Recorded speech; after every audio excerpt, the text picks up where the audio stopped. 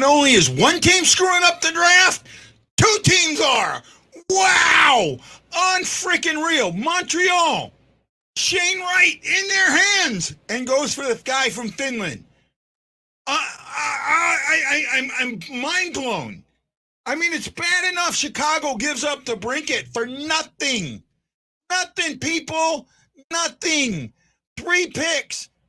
They give up a future Hall of Famer for 3 freaking picks.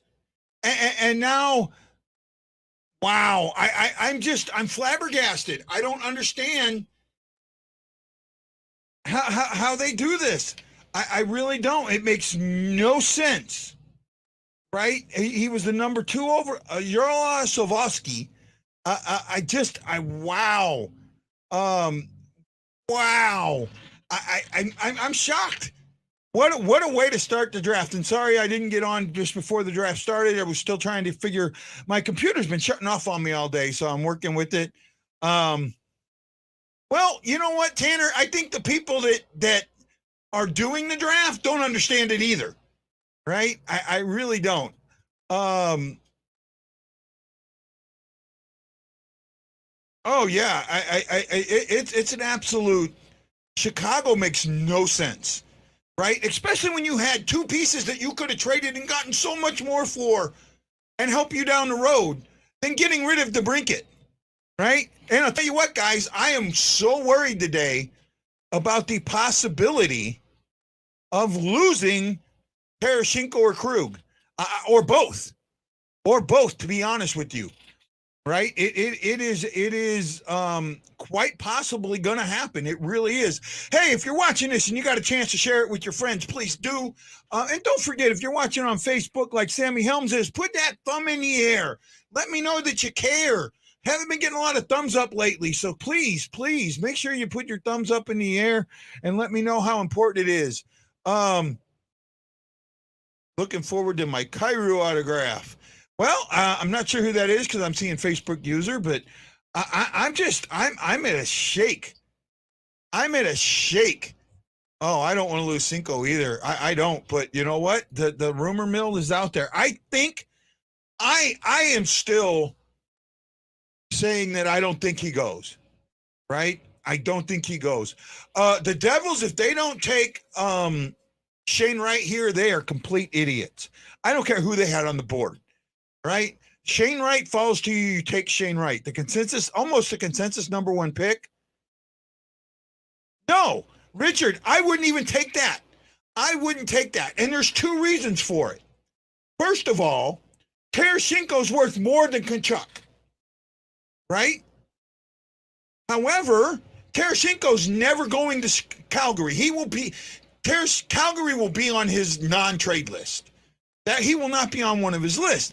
And not only that, I just think, I don't know. Oh man, now that you say that, God, I don't know. I can't do it. I can't do it. I can't do Tarasenko for Tkachuk.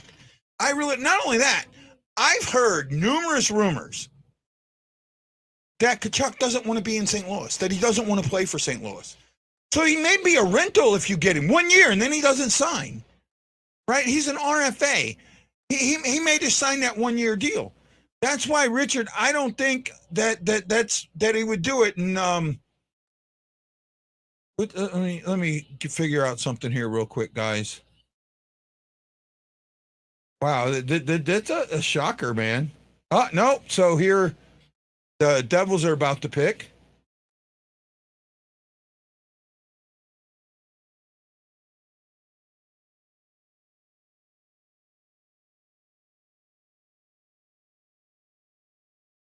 Richard Campbell. Richard, you want to join me, Rich?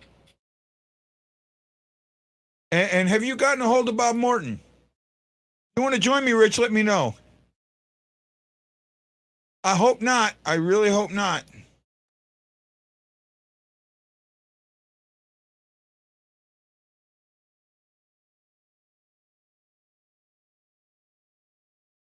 Here we go.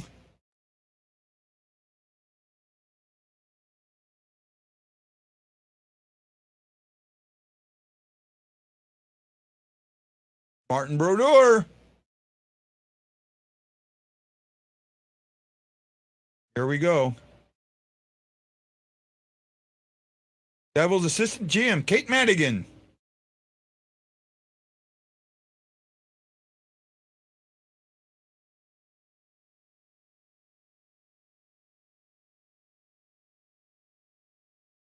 Whoa!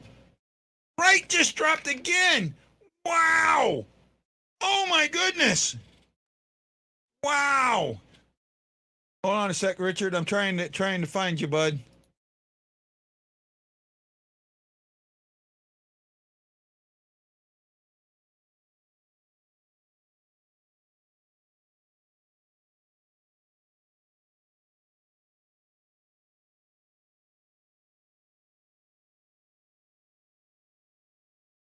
Okay, Rich, I got you, bud.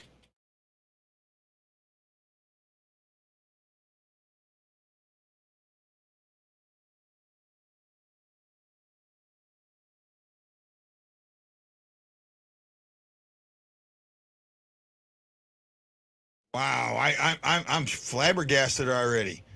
You know, this draft is flipped. Wow, man. Wow. Well, you know what? A lot of them do. A lot of them do. A lot of them take that, right? And I agree with you that that's one of the things with Tarasenko and O'Reilly that does endear them to their teammates in that.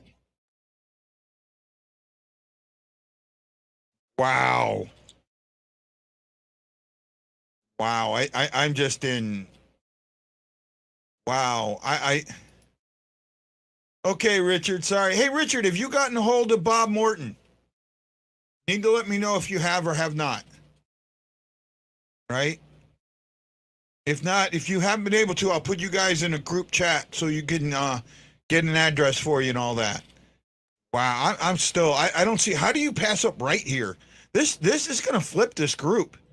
I wonder if someone's going to try and trade up now into that third or fourth. I mean, there's a guy available that everybody didn't think was available. I mean, if you, God, you could pull a jump right now, right? You could absolutely pull a jump, right? Oh my goodness, could you pull a jump right now?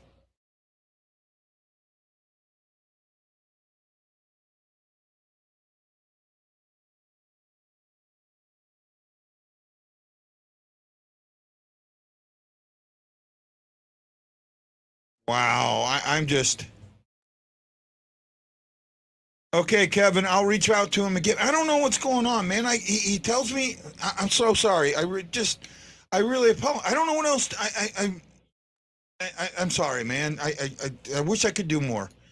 You know, if I had the money, I'd fly to St. Louis and take care of it myself. I just don't. Right? I just don't. And you got to forgive me, and I'm so sorry. It's why I've shut everything down. That's why I'm not playing on the website because you know I feel like everything I do just goes backwards. You know, and I'm surprised. To be honest with you, I'm surprised anybody even watches me anymore. And it's not a diss on anybody. It's just how I feel right now. Danny Johnson, Johnny Remove, thank you for the thumbs up. I appreciate it today, guys. Thank you so much. Wow, I am shocked. And now, not only that, Marc Andre Fleury is staying in Minnesota. You know, the thing that we didn't think could happen did. Right? The thing that we did not think could happen did. I'm in complete shock. Right? Now you're going to see, and then I heard JT Miller going to the Islanders. Right? Wow, it's just crazy right now.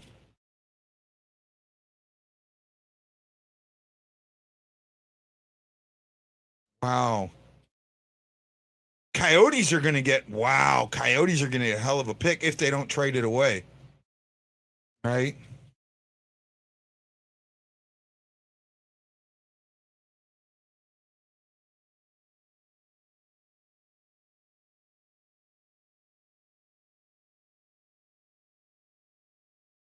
Wow.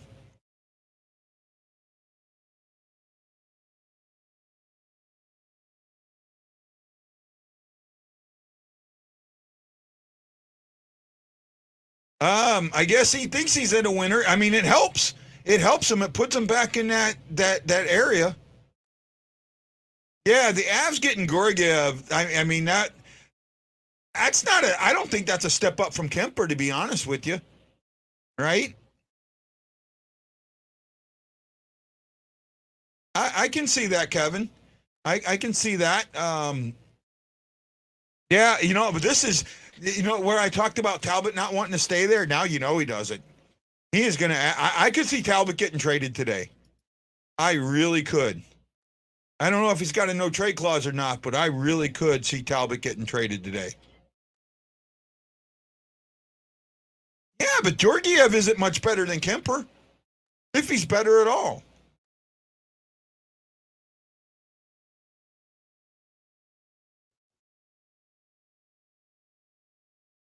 Wow, I mean Arizona, but see Arizona's. I don't think Arizona wants one of these two guys. If I was Arizona, I'd be making a trade right now. I'd be answering every phone call and trying to make a trade. Shane Wright or Logan Cooley, but here they come. So they didn't make a trade.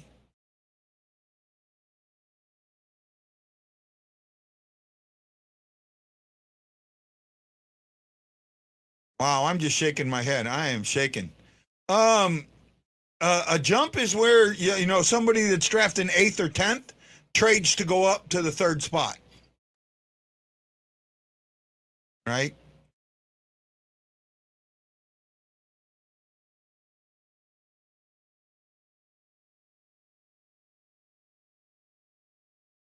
Here we go.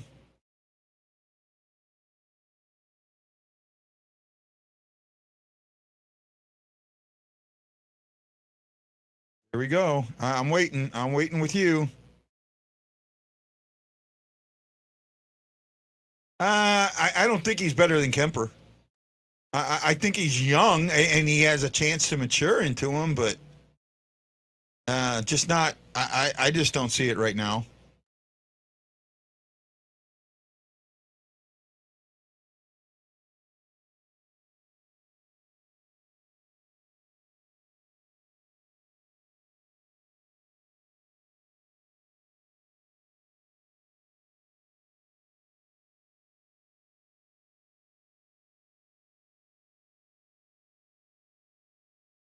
Well, let's see what happens.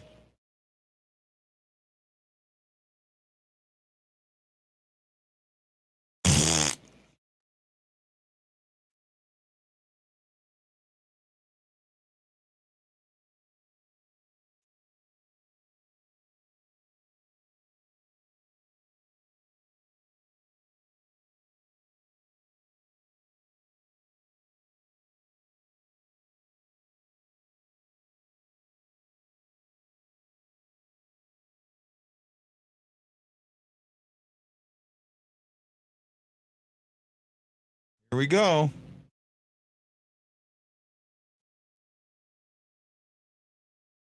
Boo.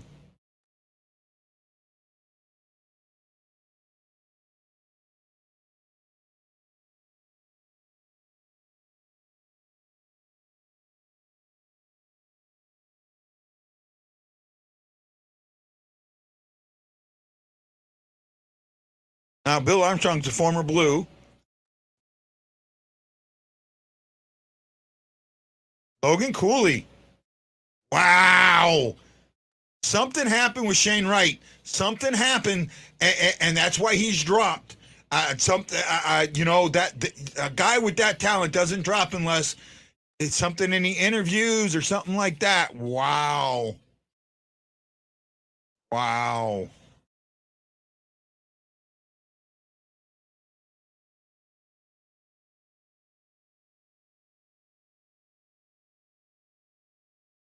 Wow. Think of this. Think if Wright falls to 6 where Chicago would have normally been. Oh my goodness. I don't know. I don't think it was physicals, bud. I don't think it was physicals. It had to be something else. Right? This is reminiscent of Oh, I can't think of his name. The Green Bay Packers quarterback, um, Rodgers, Aaron Rodgers, right? Aaron Rodgers. This is reminiscent of that. You know, wow.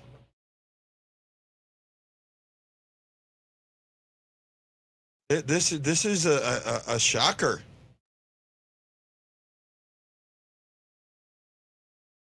right? Wow, this is wow, absolute just crazy wowness in my eyes.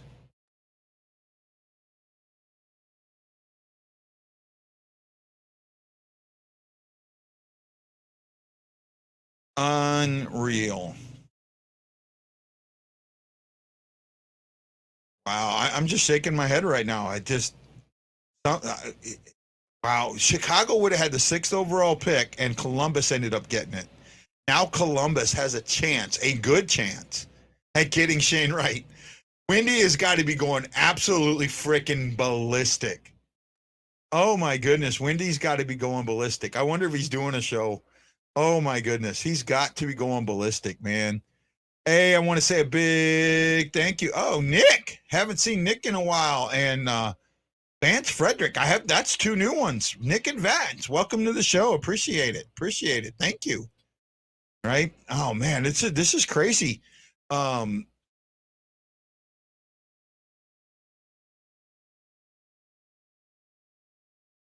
wow, man, they got two more first round picks. Wow. Shane Wright is still on the board. Uh-oh. Must have a trade.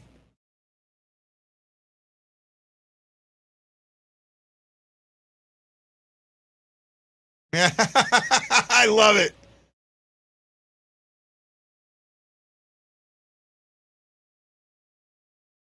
Uh-oh. Here we go. This is great.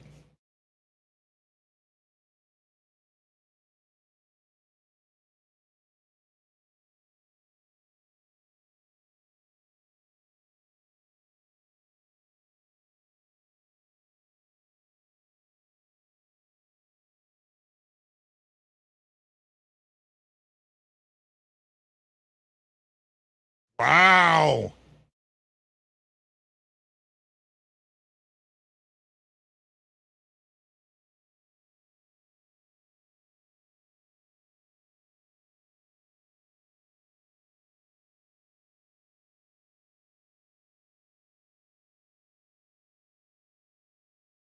Wow. Wow. Montreal just got Doc. And Chicago has the 13th and the 19th pick. Wow.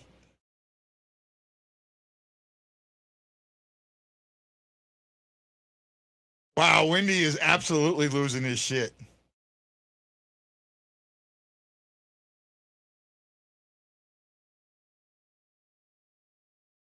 Wow.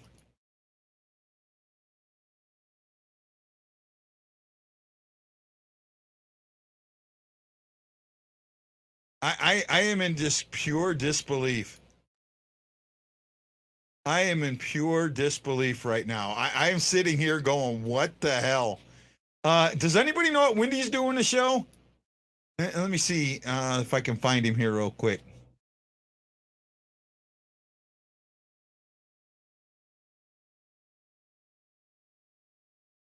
Oh my goodness, this is absolutely crazy. Absolutely crazy.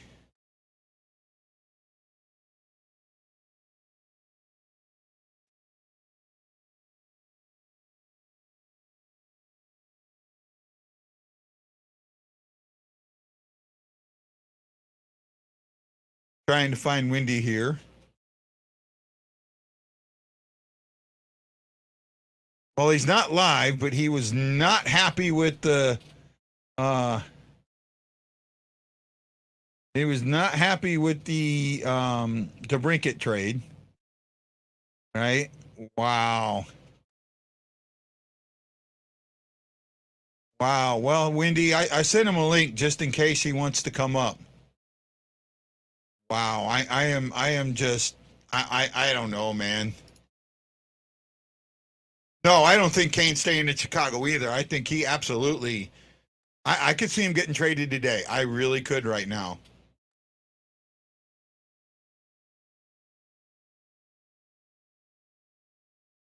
He doesn't troll us that bad. He doesn't troll us that bad.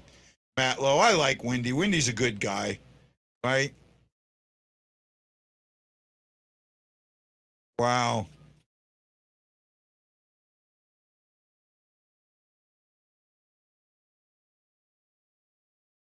Wow. Unfreaking real right now. I don't know what else to say, you guys. I really don't. The First of all, Shane Wright could slip to where Chicago originally was, which is highly possible. Um, and then you got Montreal, just making a huge couple huge trades. Um, wow. I don't know what else is going on right now. You know what? That I don't. He was actually, um, yeah, maybe. Kevin, I get it, but I just, for me, he's my boy. I like him. He does good. He comes on the show and all the time. Just a good guy. So they get the 13th. Now they have the 13th and the 19th, so they've got two picks, right? Let's see what happens. If Wright doesn't go here, Chicago could package those two picks and jump up to 5 and go for Wright. Did you know that there's a Ryan Green? There you go. I know I did not know that, Ryan. There we go. He's a Kraken. Right? Shane Wright goes to the Kraken.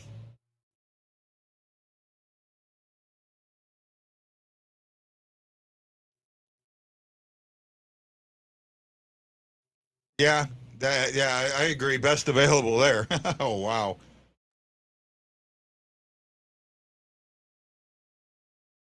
I mean, the fact that he dropped to 4 is, I mean, wow. You can see he's not happy. He's upset. He is upset.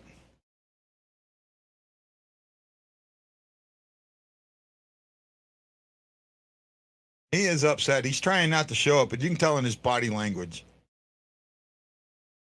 Right? You can tell in his body language he is not happy.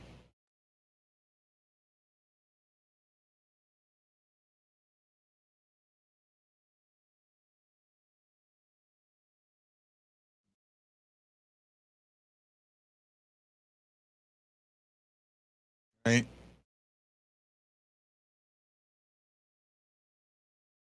He's going to have a chip on his shoulder for a couple of teams. That's for sure. Right? I mean, yeah, that's wow. I'm just shaking my head.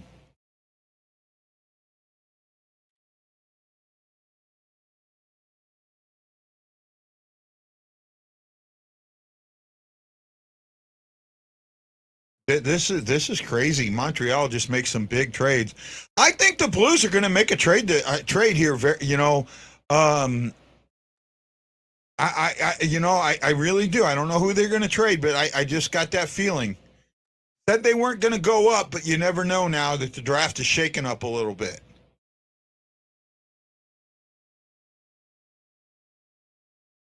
Excuse me. Right. Well, I've invited a few people. We'll see if somebody wants to join me. Right.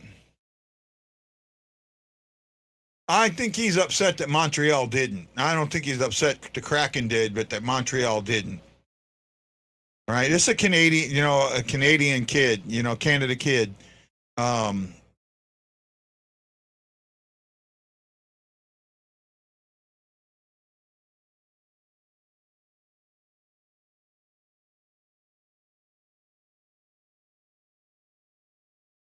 Yeah, it was Montreal. Montreal had the first pick and swapped it, right? The Islanders get Romanoff and a fourth round pick. The Blackhawks get the 13th pick overall and a third round pick, and then the Canadians end up with Kirby Doc. Wow.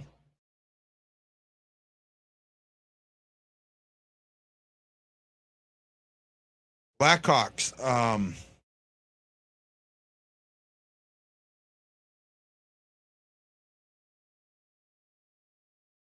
This is just crazy with what you're seeing, right? Um, the Blackhawks are seven. Will pick 7th and 13th. Wow.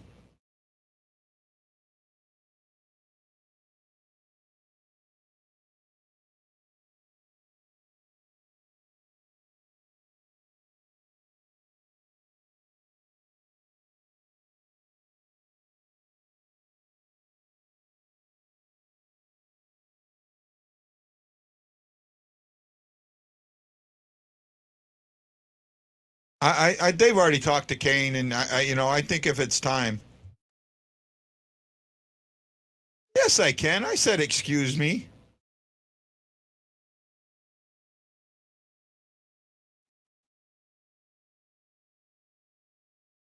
You know what he should have said? I'm pissed. It's great that they picked me, but Montreal should have. Those three teams, I'm coming after you. I don't know. It wasn't enough. It wasn't enough. You know what, Kevin? I think that's time's come. I think that they're in for a full rebuild, and the smart thing is to clear some money off the books to do that. Kane is not part of that rebuild. Tays is not part of that rebuild. Now is the time. Right now is the time. You cannot be and I say this as I'm emotionally attached to Tarasenko, but you can't be attached to these guys this late in their career when they don't have a chance of bringing you a cup, right? When I said Torts will fit in Philly, Rammer said wait till the fans. Well, with the fans, he does till he loses. Yeah, I can see that, Chris. I can absolutely see that, man. Right? I'd look, God, I would love, I know Rammer doesn't do shows. I would love to talk to Rammer right now to see what they were thinking, man. I really would. What did Rammer see in Shane Wright? Because he's a scout for them. So what did Rammer see in Shane Wright that he didn't like?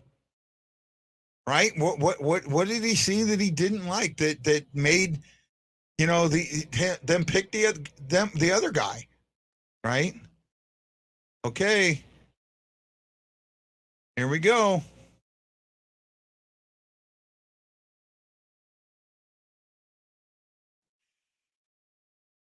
Philadelphia pick is in.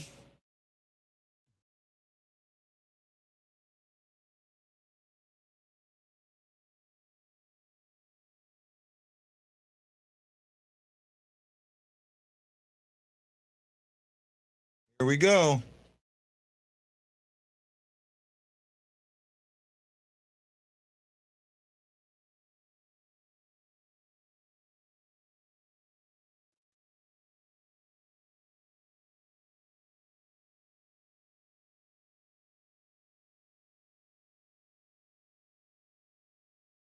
Well, it was an accident, Ryan. It was an accident. I have GERD.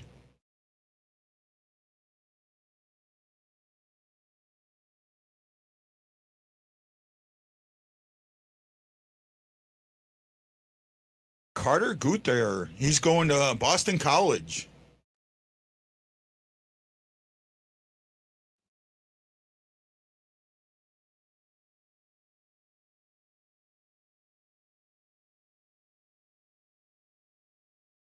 Didn't know for plausible deniability. Okay, I'll take that.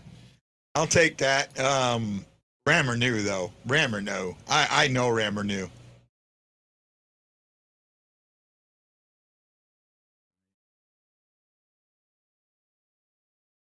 By the way, I got bad news today.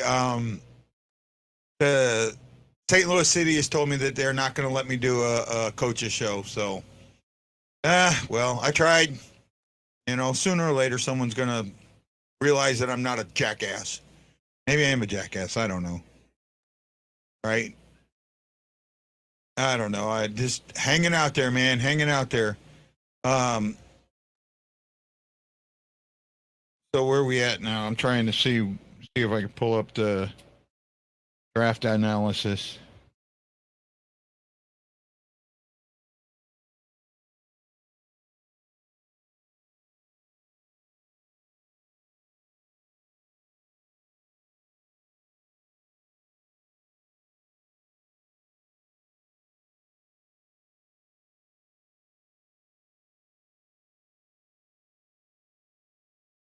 I got to pull something else up.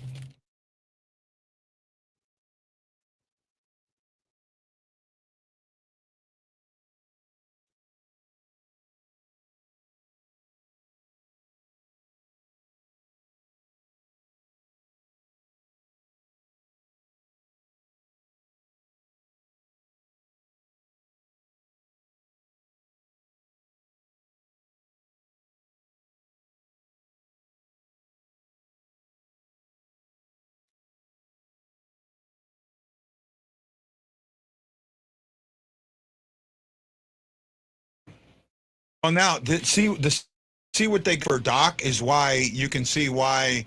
Uh,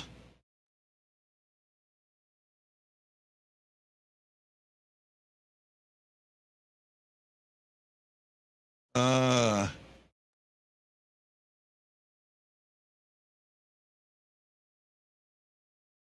that's possible, Ryan. That's possible, bud.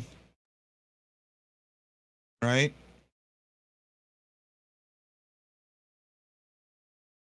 So Columbus is on the clock now, and then Chicago's right behind them.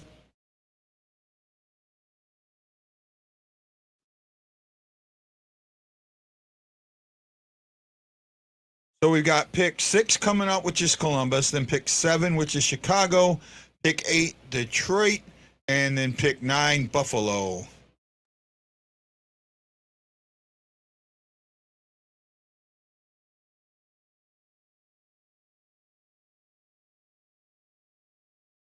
It's possible, man. It's possible, right? And that's something. Or they felt that they could get more out of him, right? It's a shock. It really is. Well, thank you, Ryan. Yeah, Matt Lowe. It just, yeah, there's just he was the number one consensus pick all the way up to about 2 weeks ago, and then it just kind of you started kind of hearing where the Finn might have jumped up a little bit, and the Finn, and that 2 weeks ago was interviews and things like that, and he interviewed. He said it today. He interviewed 6 times with Montreal. Right, the Montreal, that right there. When you interview 6 times, that's telling me that they're not that they there was something that they didn't like, right? They didn't like, and interesting, very very interesting, right? Montreal asked him if you could be any animal, what would you be? And he said a lion. And they said, well, you can't be a lion. What else would you be? He said a shark. And then he goes, because that's all I could think of. That right there might have been something, psychologically that they looked at. But right now, there's some stuff going around. I'm surprised right now. I am. I'm absolutely surprised. I'm not sure where things are or what's happening, but just absolute surprise. Oh, well, Wendy will be happy with this one. Chicago is active. Seth Jones. Oh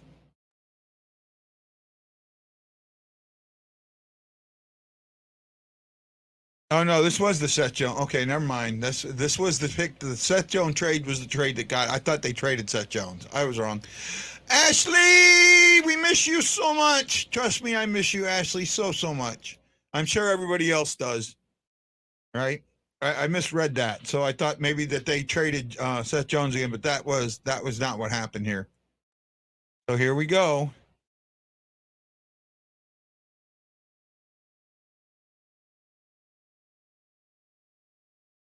Looks like they're going for a defenseman. Defenseman. Martine. Hey, Martine, I haven't seen you in a while. Welcome, Martine. Hey, John Hepner. Thank you. Welcome. John Davidson, former Blues GM.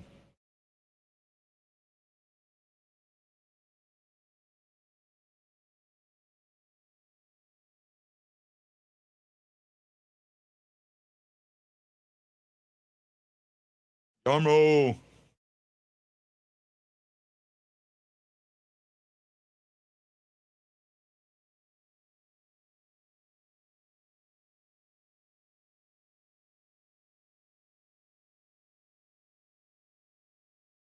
Go with the defenseman from Czechoslovakia. Czechoslovakia. They get the Czech. Oh, the Czech Republic, not Czechoslovakia, the Czech Republic. There is no Czechoslovakia anymore, right? Yeah. Czech Republic.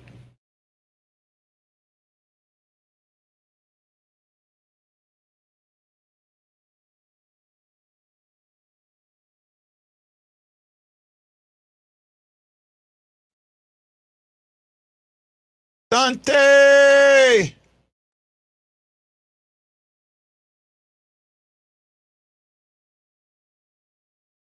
I hope so, my friend. I hope so.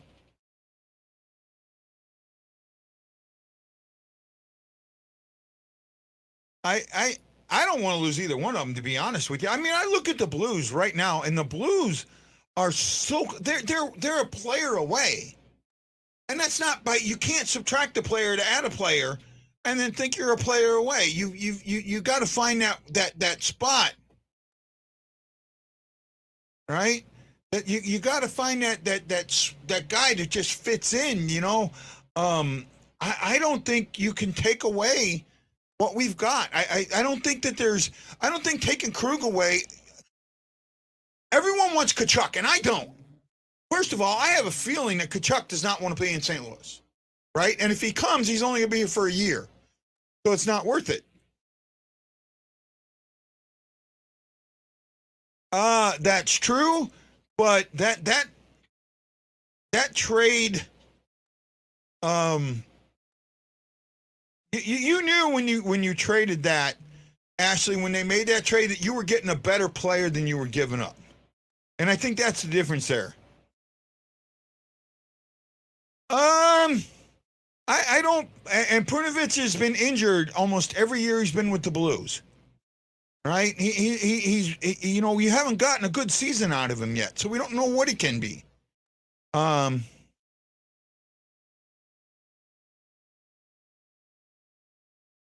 don't think his no trade clause kicks in yet. Right? Yeah, I'm with you, Ashley. I don't agree with that either.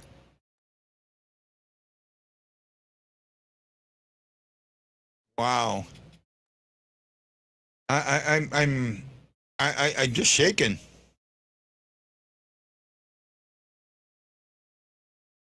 Actually, the in the first round, the number is very, very high. Overall, I'd say about 30 to 40%, right? 30 to 40%. Okay, it did kick in. Well, he can still waive it.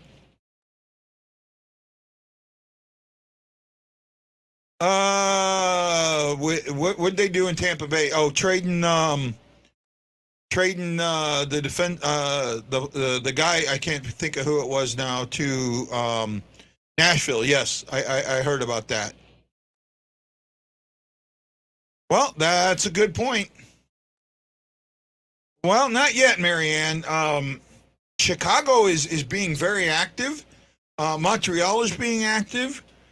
We'll kind of see what's happening, next as we get into the next pick. Chicago's on the clock now. I don't know. We'll just kind of see. We're in the picks 7, 8, 9, and 10. So the second half of the back half of the top 10. I'm really, I'm not sure what Montreal's doing. right? I mean, if they're doing a rebuild, it's not for the. I mean, they're not going to make the playoffs this year. That's for sure.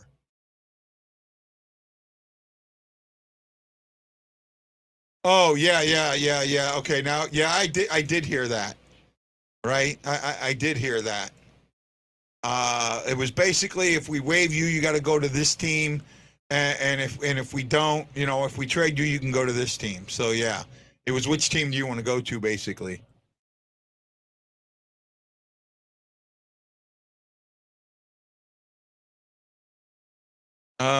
I sing the blues near Jack Eichel to win. I'm not sorry what you're going with there, bud. Ashley Krug isn't worth the money for what he brings. I disagree with that. He is small and irresponsible defensively. I don't agree with that. Brinovich could do the job just fine. Yeah, he had surgery last year, but he has way more upside. He had surgery and then got hurt again. I could see that. Um, I'm with you, Ash. I do too. Right? Well, here come the Blackhawks. So let's see what Wendy wants. I sent Wendy a link just in case, but I know he's not doing a show, so right. I looked on his channel to see if he was doing a show. Surprised to have the Blackhawks didn't trade back down.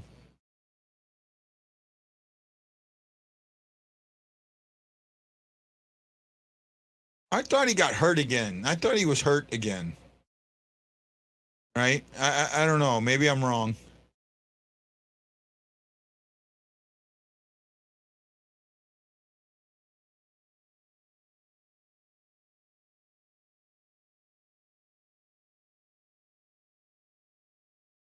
Well, here we go. Let's see who the Blackhawks are going to take.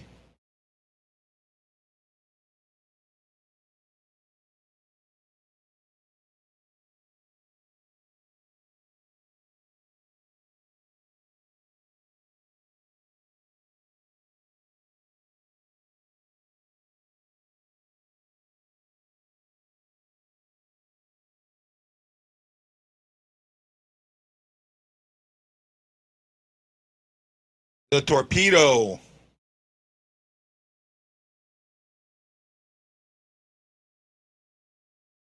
So they took this guy from Seattle, Orkinski of the WHL.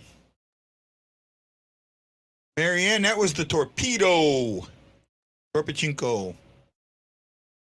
No, I don't. It was shoulder surgery. That's all we know. Yeah, Krug didn't come back in the Colorado series. That I'm pretty sure of. Right?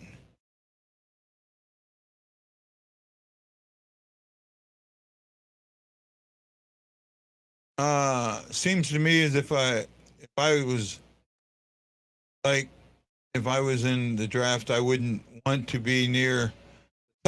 Yeah. Well, the problem is the guys at the top have a better chance of playing right away, where the guys at the bottom are going to wait a couple of years. Right? Um,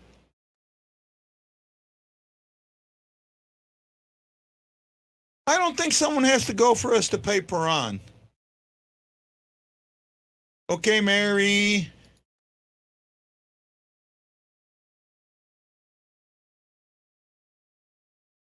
Uh, Pernovich was the seventh demon when went in against. Okay, okay.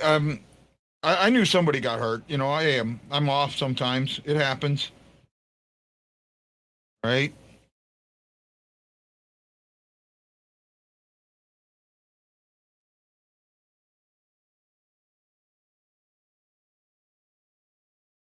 Well, here we go. Let's see what happens.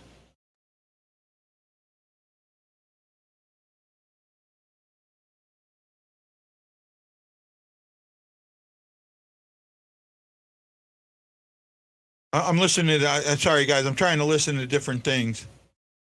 Well, Ryan, that's not going to happen.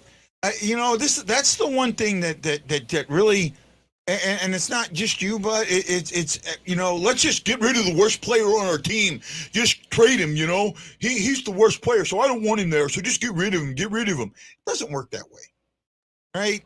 And Scandell is not as bad as everybody thinks he is.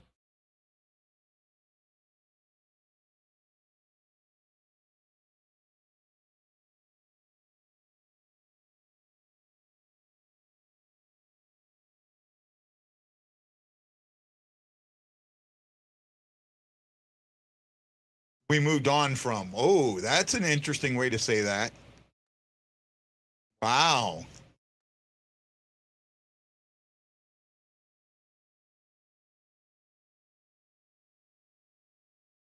I don't think he does. I don't think he does, but I also don't think he's going to get the money he wants either. Right? Interested to see what happens next with the Detroit Red Wings. The Dead Wings up next. Right? You have the Wings, the Sabres, the Ducks, and the Sharks, barring a change. They're talking about the DeBrincat trade. The Blackhawks jumped up to number 7, so they got a pick less than where they originally were. Right? But they got rid of DeBrincat to get it.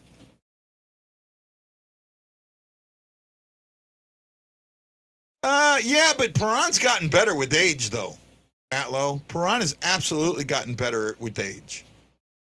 And he's had a couple good years. Right? I don't know.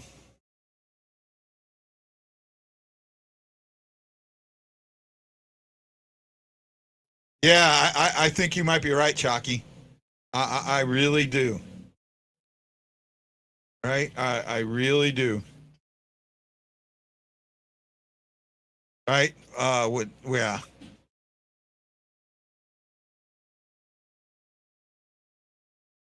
Get rid of DeBrincat and Doc. Wow.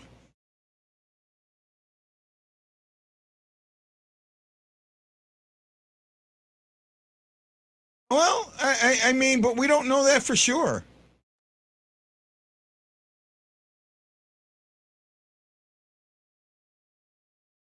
Um, I'm kind of with you, and I'm kind of not, Dante. I think there's some things that you can do. There's some pieces there that you could put in Perron's place that we have now, right? That could perform could perform just as good as Perron, if not better, right? Though I look at Costin. Costin could be a Perron.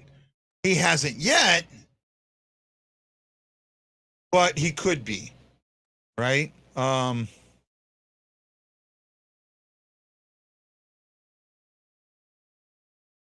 I agree with that.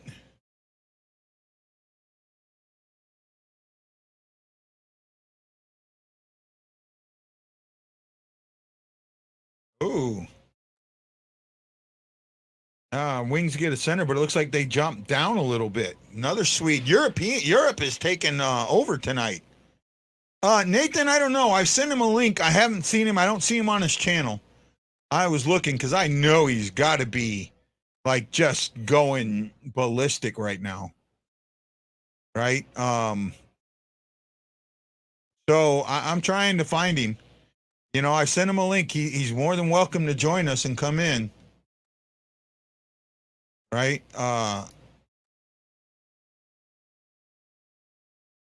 Costin's had that fine tuning. It's either it's crap or get off the pot, right? It's crap or get off the pot. And Ashley, if you're home, come on, join us. Well, I said he could. Didn't say he was. I said he could. There's a difference there. And then I don't know. That's who Costin was supposed to replace, and he just hasn't done it yet. Could he? I don't know. I've gone back and forth on Costin. You guys know that. You guys absolutely know that.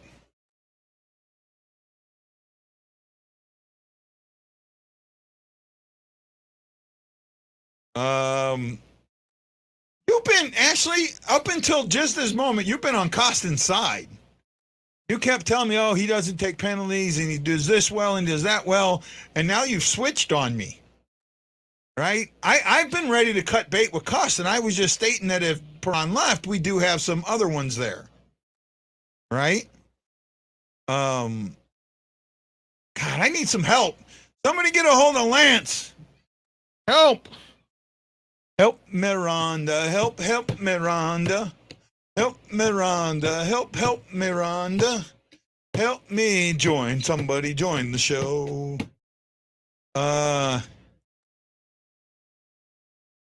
Okay, fair enough. I thought you were, I don't know. Marco Kasper from Sweden. Europe has dominated the first couple of picks, right? The Sabres are up next. Let's see how the Sabres are going to screw this up, right? Oh no, the Red Wings are next. Oh no, Red Wings are in. So Sabres are up next. Let's see how they're going to screw this up.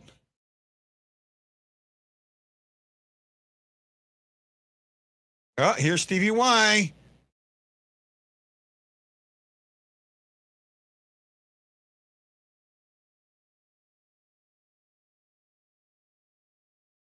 He can play center or forward.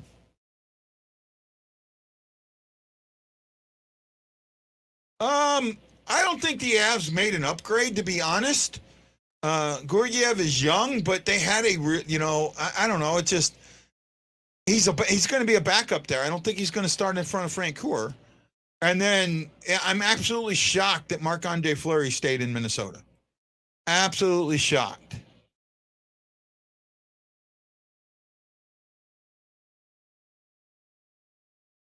I think one of them could be out of Chicago by the end of tomorrow, if not today.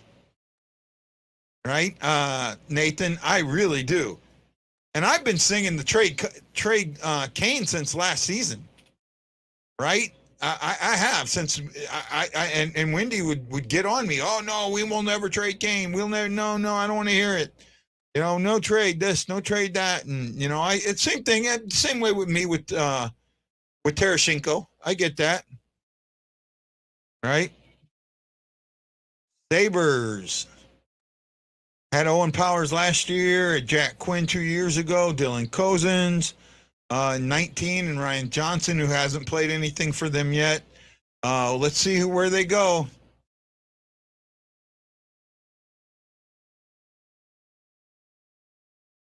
Yeah, I am there too. Right? The Russian, and you know what? I think you're going to notice some of the Russian players that may have thought they were going to get drafted or drafted high are going to drop.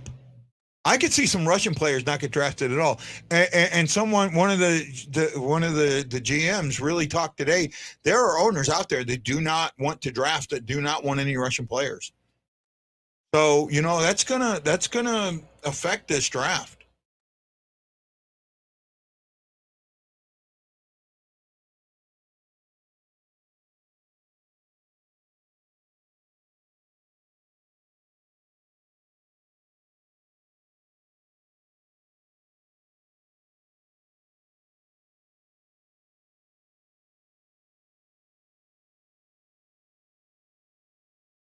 Oh, it looks like Buffalo's pick is in. Let's see how they screw this up.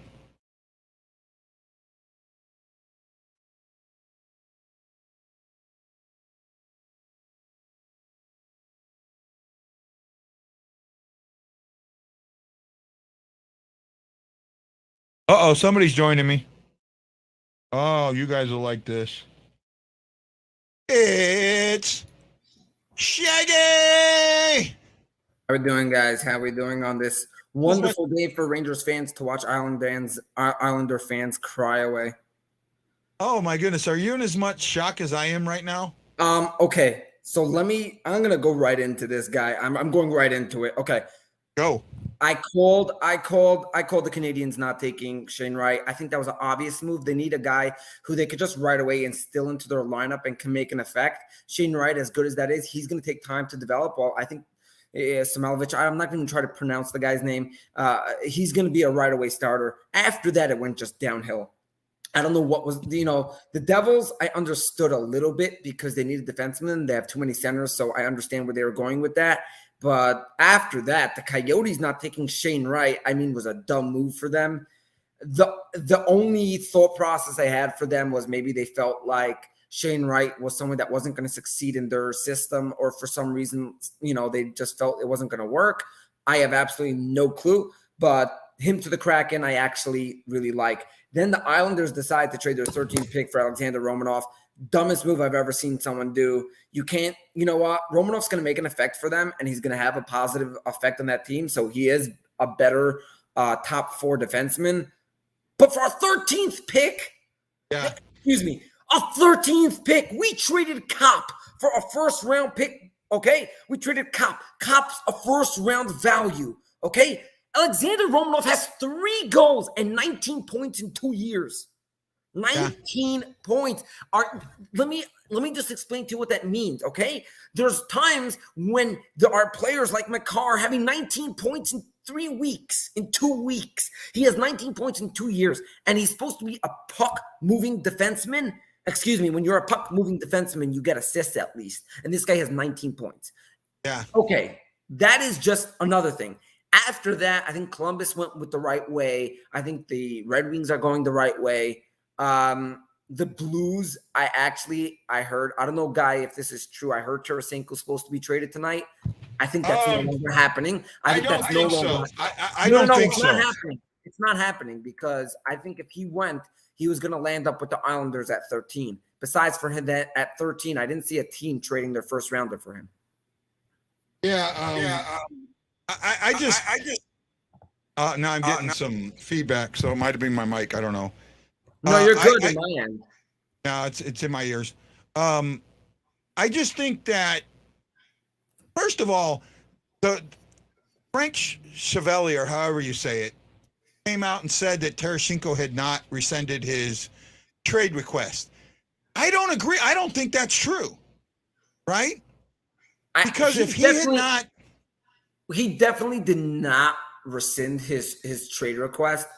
I think he does have this trade request still out there. I just feel like they know that if they give up Tarasenko, they're actually making themselves worse, and they're going to have to do more work. Well, I feel like if they could keep Tarasenko, they know that they just could build around him, and they have the money and space to do that. I don't think. Then why would you trade him? I disagree. I disagree with that, because if you look at where the Blues were at the trade deadline, they were in March. They were having a very bad March. Right. They were having a bad March. If you were going to trade Tarasenko, if that trade request was still out there in March, he was a hot commodity. Right. That was the time to trade him. Mm-hmm. And they didn't. To me, that means he pulled that trade request. And again, I don't think it was ever a trade request. Right. That's the thing. I think he told the team, right?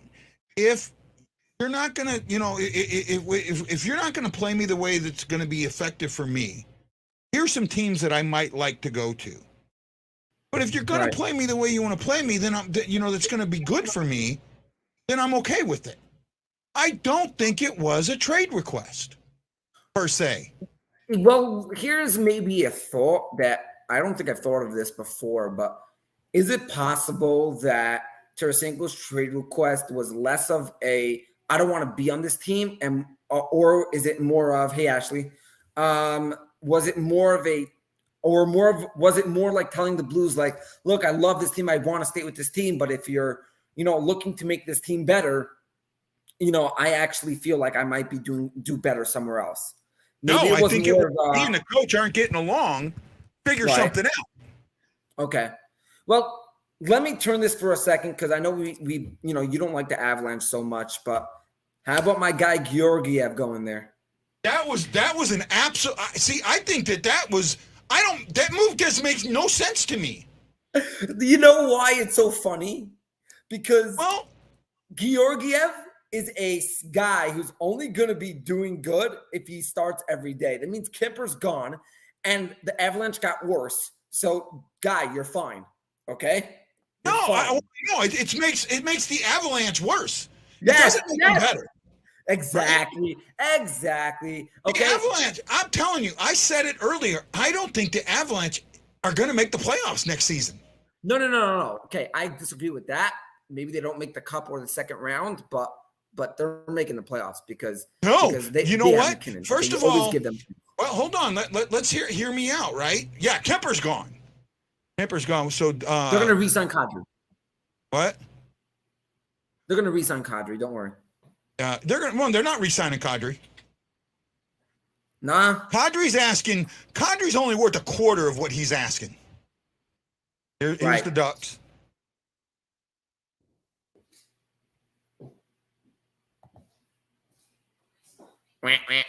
What?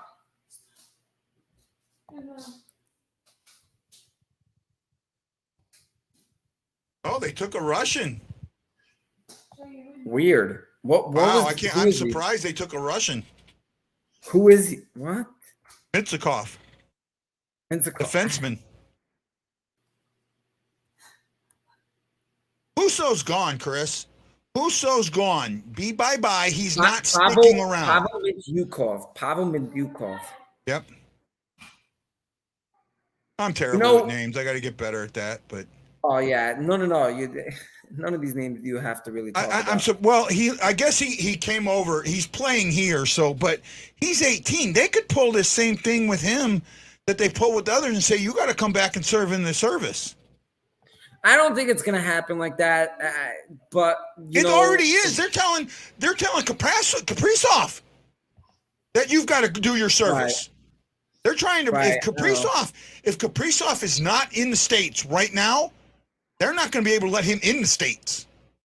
It seems like they're not worried about that. I don't know why, but they're not worried about that. I think they should be. But, it's very interesting. I feel like this offseason and in general, this whole trade situation and not trade. I mean, yeah, and all these trades in the draft has been one of the effect that I think the Lightning have made on the world, meaning everyone's trying to make themselves this team of the century type of team. And so a team like the Canadians, a team like the Blackhawks say, okay, that's it. We have some nice players on the team, but we're done with all these, okay, we have this guy who's good, that guy is good. Let's build more players. They want it now, and they'd rather set their team straight and then try to set it from there. The Rangers, I think, are a team that you actually have to be careful for because they're a team that's already had their chemistry set, or you have other teams setting them up. Actually, Kaprizov is in trouble with yeah, but I think that they didn't check that until they were looking for people to come back to the Army. They would not have checked that otherwise. Something's going on, and so with Husso, it's my opinion, right? Ashley says apparently they have a meeting set up with Husso, but you're not going to pay him what he wants. He's going to get. I'll tell you what, best thing. That's not why they're meeting him. In my opinion, the meeting with Husso is sort of an idea of can we get on a page where we're like, look, you come to us. Let's see how it goes. You play well. It's possible we could trade you at the trade deadline because you do realize you guys have a fantastic starting goalie. You don't need a fantastic backup. You do realize that. Yeah. Right. So you're not looking to sign a guy for crazy money. I think, what I think the meeting is about tomorrow? I think you're partially right. You know what I think the meeting is tomorrow? Hey, we'd like you to negotiate with the Edmonton Oilers and see if you guys can come up with a contract extension. And if you guys can come to an agreement with a contract extension, we're going to trade your rights to the Oilers. That's what I think the meeting is. Look, you guys don't need Husso. You guys do not need Husso. Yeah, Ashley, you're right. They do not need Husso. That's not someone you need, but you do want to meet with him. Maybe you want to sign and trade him. No, that's a possibility. Sign him and trade him. Come on, guy. That's the best move for you guys. Work with Husso on a trade that gives him a friendly contract towards everyone that he would go to, and then offer Husso for a pretty good player because Husso's a starting goalie. And by the way, with Fleury off the board, There's not that many great goalies around. You know what, Matt Lowe? That's fine, but it was one season, and then in the playoffs, he was shit. He was shit in the playoffs, and he went back to giving up goals on the first couple of shots. We could have beaten Minnesota in 5 if he doesn't do that. And then he does it, against, the Avalanche. He doesn't, he was pedestrian against the Avalanche. He wasn't anything, he didn't step up and stop the Avalanche. And he wasn't better than Kemper. So, I just think that actually, I think, didn't he give up like the second shot he saw against the Avalanche when he came in? Well, he came in cold, but he does this all the time. Okay. The way Husso, first of all, Husso had a fantastic save percentage throughout the entire year, number one. Number two. No, actually, that's not true. That's not true. Is he? What are you talking about? He had a pretty good save percentage when you look at it in a whole, yes.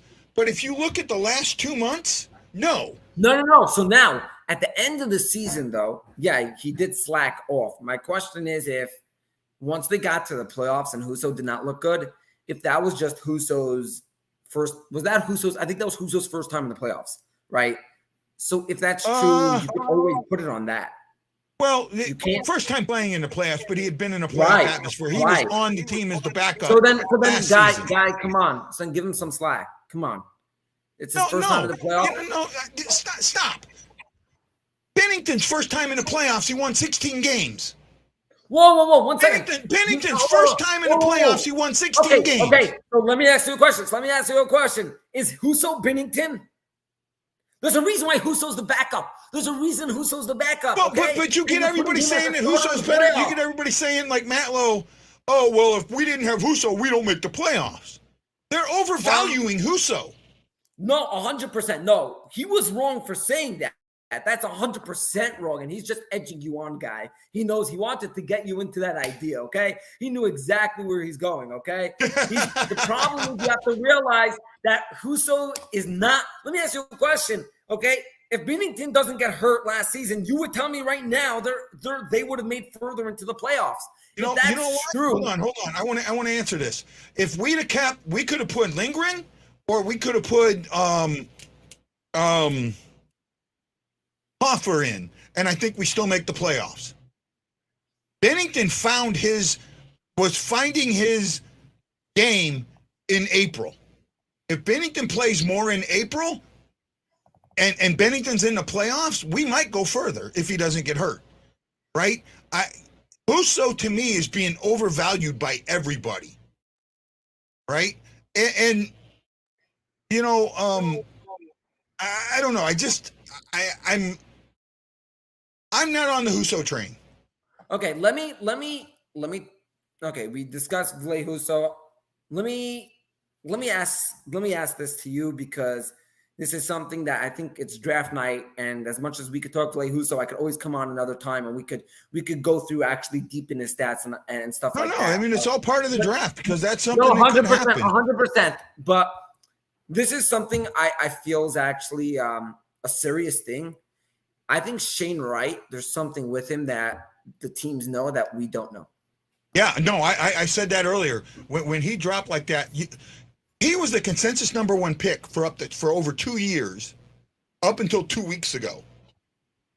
And if you think what was happening 2 weeks ago, it was the interviews, right? He said today that Montreal interviewed him 6 times. 6 times. A consensus number 1 overall pick, they interviewed 6 times. That was an alarm bell in my head. 1 second. Arizona's pick was they traded to San Jose. Oh, did they trade it? Yeah, they traded it to San Jose. Really? Yeah. No, it looks like Arizona's picking. Nope. It's according to Elliot Friedman. I got it on right now. Nope. Pick being traded from Arizona to Arizona. Sorry, just the opposite. San Jose traded it to Arizona for 3 picks, including the 27. It's 2 hours. Arizona just took Connor Geeky. Connor Geeky. Oh, that's a good pick. Geeky, I like him. Yep. He's a very good player. He definitely is going to make an effect in that team. But again, that's a team that we're not even thinking about in the next year. Actually, I disagree. I think that I don't think they'll make the playoffs, but they're going to make a splash. I think playing in that smaller building, hear me out. I think playing in that smaller building is going to be an energy that they haven't had in a long time. And while the players may be quote unquote embarrassed playing in a college stadium, they're going to feed off that energy.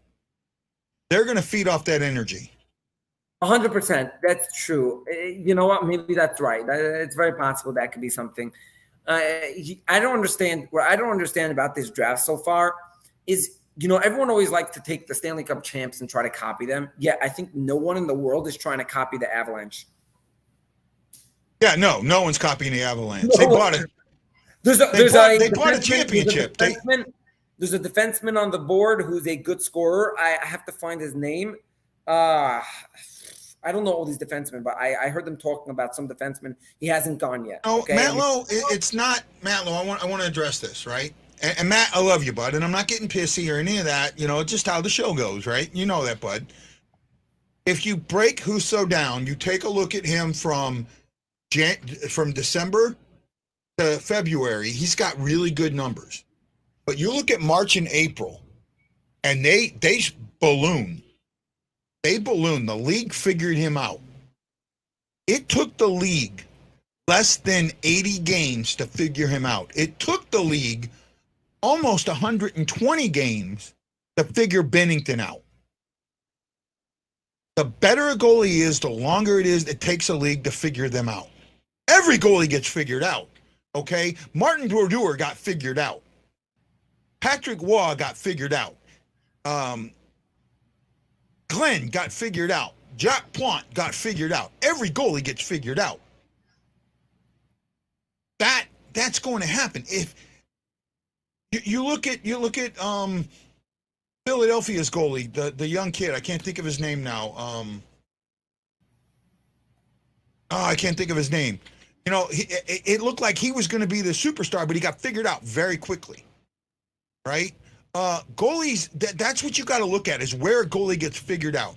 And you look at how many games Bennington's played in his career, and he got Carter Hart. Thank you. Husso got figured out way too quick in my eyes. It should take a minimum of a year or a year and a half, between 80 and 120 games for them to figure a goalie out. Am I right or wrong? No, you're right. 80 to 100 games. They figured Husso out in less than 50. Less than 50. Guy, let me shut this down quickly. Husso's a good goalie. He's gonna get better. And you know what, guy? Be careful with what you say, because if he lands up on a team in your division and comes back to shut you guys out in a game, you're going to be coming back to me saying, Husso, we could have kept him, blah, blah, blah. So just be careful, because Husso's going to be a good goalie no matter where he goes. Actually, Chris, he didn't have a sophomore slump. He was better in his sophomore year than he was in his freshman year. Sophomore slump, there's no such thing as that. Okay, get out. Yeah. There's no such thing as a sophomore slump. You want to tell me a rookie slump? I hear it. For me, right? You look at some of the best goalies in the league. The best goalies. You're the one bringing this up. What are you doing? You're bringing up the goalie problems, man. Who? Dude, as a Ranger fan, I ain't need to talk about goalies. I'm good, all right? But Matt Lowe, seriously, stop it. You guys have Bennington, and the fact that they're meeting with Husso is just to try to figure something out, maybe a sign or trade and something like that. Relax, please. What was your other comment? And I think Husso moves on still, but you just dogging on him all the time is stupid. He's been a Blue through and through. Okay, he has been a Blue through and through, and that's fine. But I want my team to win a cup. And here's the thing, Shaggy, and I'm going to say this, and I've said it before, and this isn't me being a homer. I'm looking at who the Blues have right now with what they're losing in free agency, everything that they've got. They are and should be a top 5 favorite to win the cup next year. They are one player away. That's it. Yeah. One player away. You know You guys are one player away. By the way, just for anyone that likes to have conspiracy, I don't know, it's not conspiracies, but watch the video again of Shane Wright taking pictures with his jersey, whatever it is. He's looking down at the Canadians table. Oh yeah, he's pissed. You've seen him walking up. He was pissed. You know what? In fact, he just became a better player. He may have. Yeah, he just became a better player. Just simply from that. I actually think that a lot of teams heard, like we discussed before. Wow. Interesting enough, are people devaluating picks? Say again? Are people devaluating picks? Meaning, you see that the Avalanche traded 3 picks for Georgiev. Like, that's a little bit, too much. Well, it might be. Well, I don't know. But the Avalanche only have a 5th and a 6th and a 7th round pick this year. Who? The Avalanche. That's it. Avalanche. They have 2 picks, a 6th and a 7th. What are you guys doing at everything 20, else. What are you guys? My question is, what do you guys do at 23? I think the Blues trade down. I think the down, Blues trade down or best available. Would you guys maybe go for a deep 4th line forward? Well, see, the Blues, like last year, they took Jake Neighbors, and a lot of people had Jake Neighbors being available to the Blues when the Blues had one of their second round picks. Well, the Blues don't have a second round pick next season. They don't have a second round pick this year, so they could see a guy that they want in that second round and take him in the first.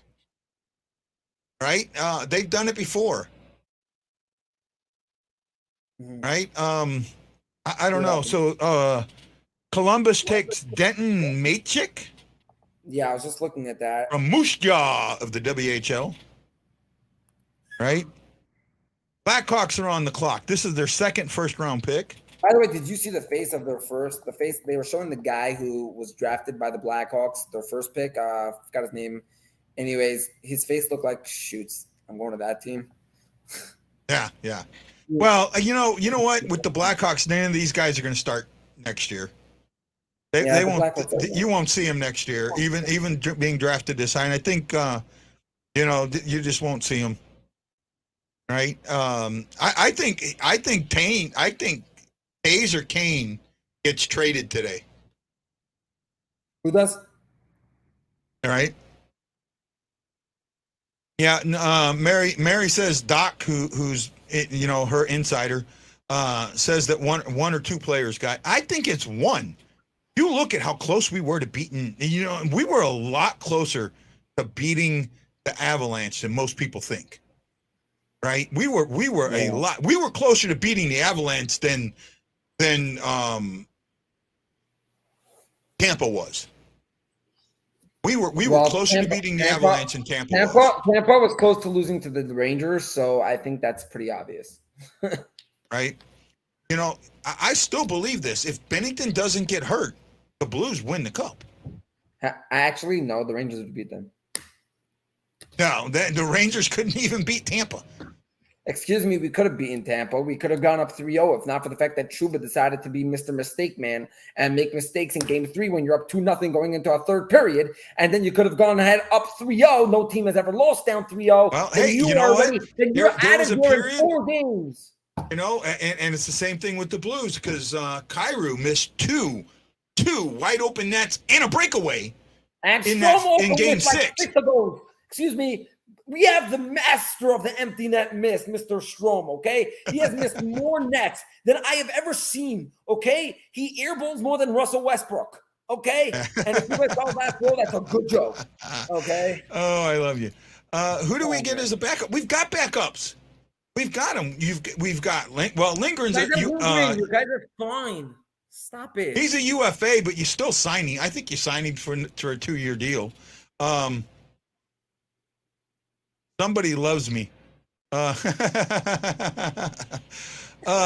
got the backups. We've got Hoffer, Ellis, and you re-sign Lindgren, and then we got the Russian kid that's already over here.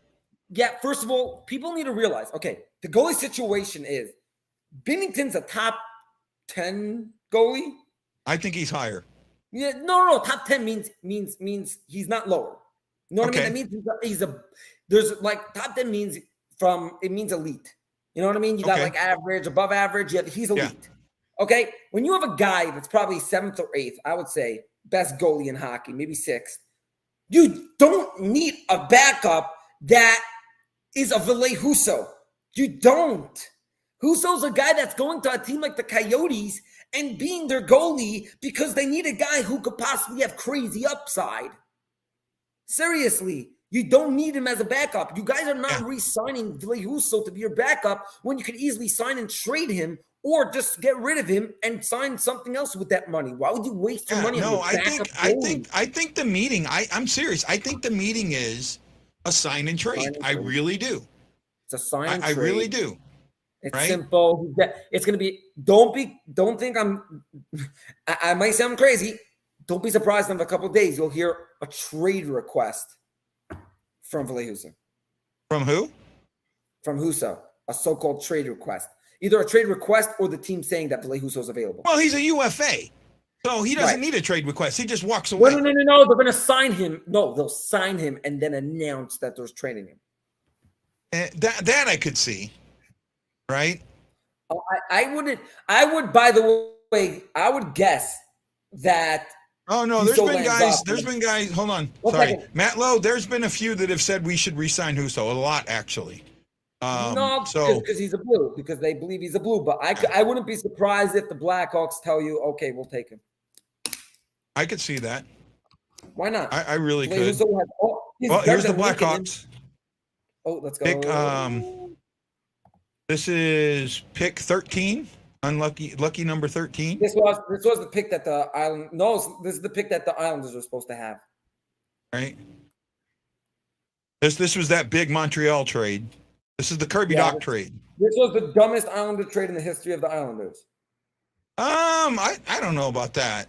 No, I'm just trying to overdo the whole situation because my brother-in-law and father-in-law, they're all what's called fans, so they're all here we go. Oh, who did they take? Frank Nazar.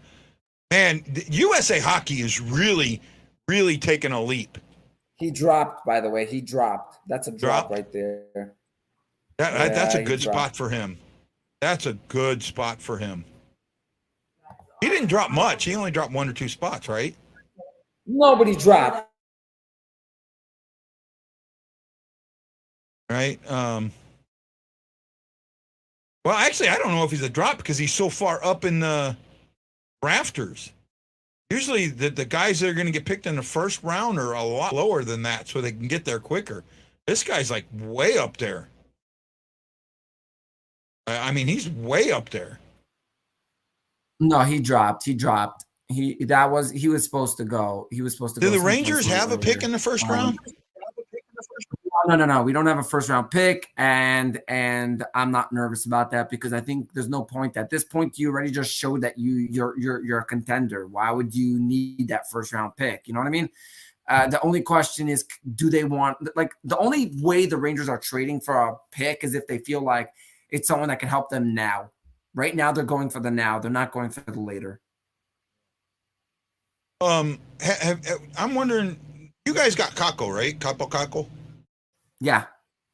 But they might trade him. Say again? They might trade him. Could you see him getting traded? Yes. Yeah, that's what I was thinking. Yes, I was thinking easily. It was the time to cut bait on him. Well, like this. Kako's a great player, and he's going to be a great player. The problem is that the Rangers don't have this time to sit there and keep developing this player when he seems to be taking a little bit of his time to develop. But I feel like if we still keep him, he's still great. So Kako and Lafreniere are both. I think Lafreniere is a stud. I think Kako is someone that is going to be traded because they're going to want to maybe bring in a bigger name. And if they could trade, let's say, a Kako with some pick next year and whatever they want to mix together with a Lundqvist or a Kravtsov, then maybe they'll get themselves a player that they would like to bring in, whether it's on defense or offense, whatever they're interested in. We need another center. Some people believe in Hedl. Some people don't believe in Hedl. That's a lot of talk between a lot of people. That's articles on every ESPN, Bleacher Report, Yahoo Sports in the world. I mean, that's the discussion. But, with their second round pick, I mean, They got themselves a second, a third, a fourth, 2/5, a sixth rounder. They have a lot of picks going on this year. I wouldn't be surprised if they trade, let's say, a bunch of those picks for a player, even if it's like a bottom 6 player or a bottom 4 defender, even a backup goalie. I mean, I think I'm happy with Kincaid, but you never know what they might do. You know, they could tell a team, you know, we'll take your backup goalie, take our 4th round pick, and you know, they got themselves someone that maybe is going to be a low salary cap hit and whatever. You know, you never know what's going to go on here. With the way this draft's going, I'm not even interested in discussing that, because this draft seems to really want to go the other way. Again, Shane Wright, dumbest move that a person could do is skip on him. He's a fantastic player. He's going to kill everyone in the league that didn't draft him, and he's gonna do it. Don't be surprised if Shane Wright comes up next year and scores against the Canadiens. He will have it in for them. He is going to absolutely demolish one team. Yeah, I will not be surprised if he doesn't have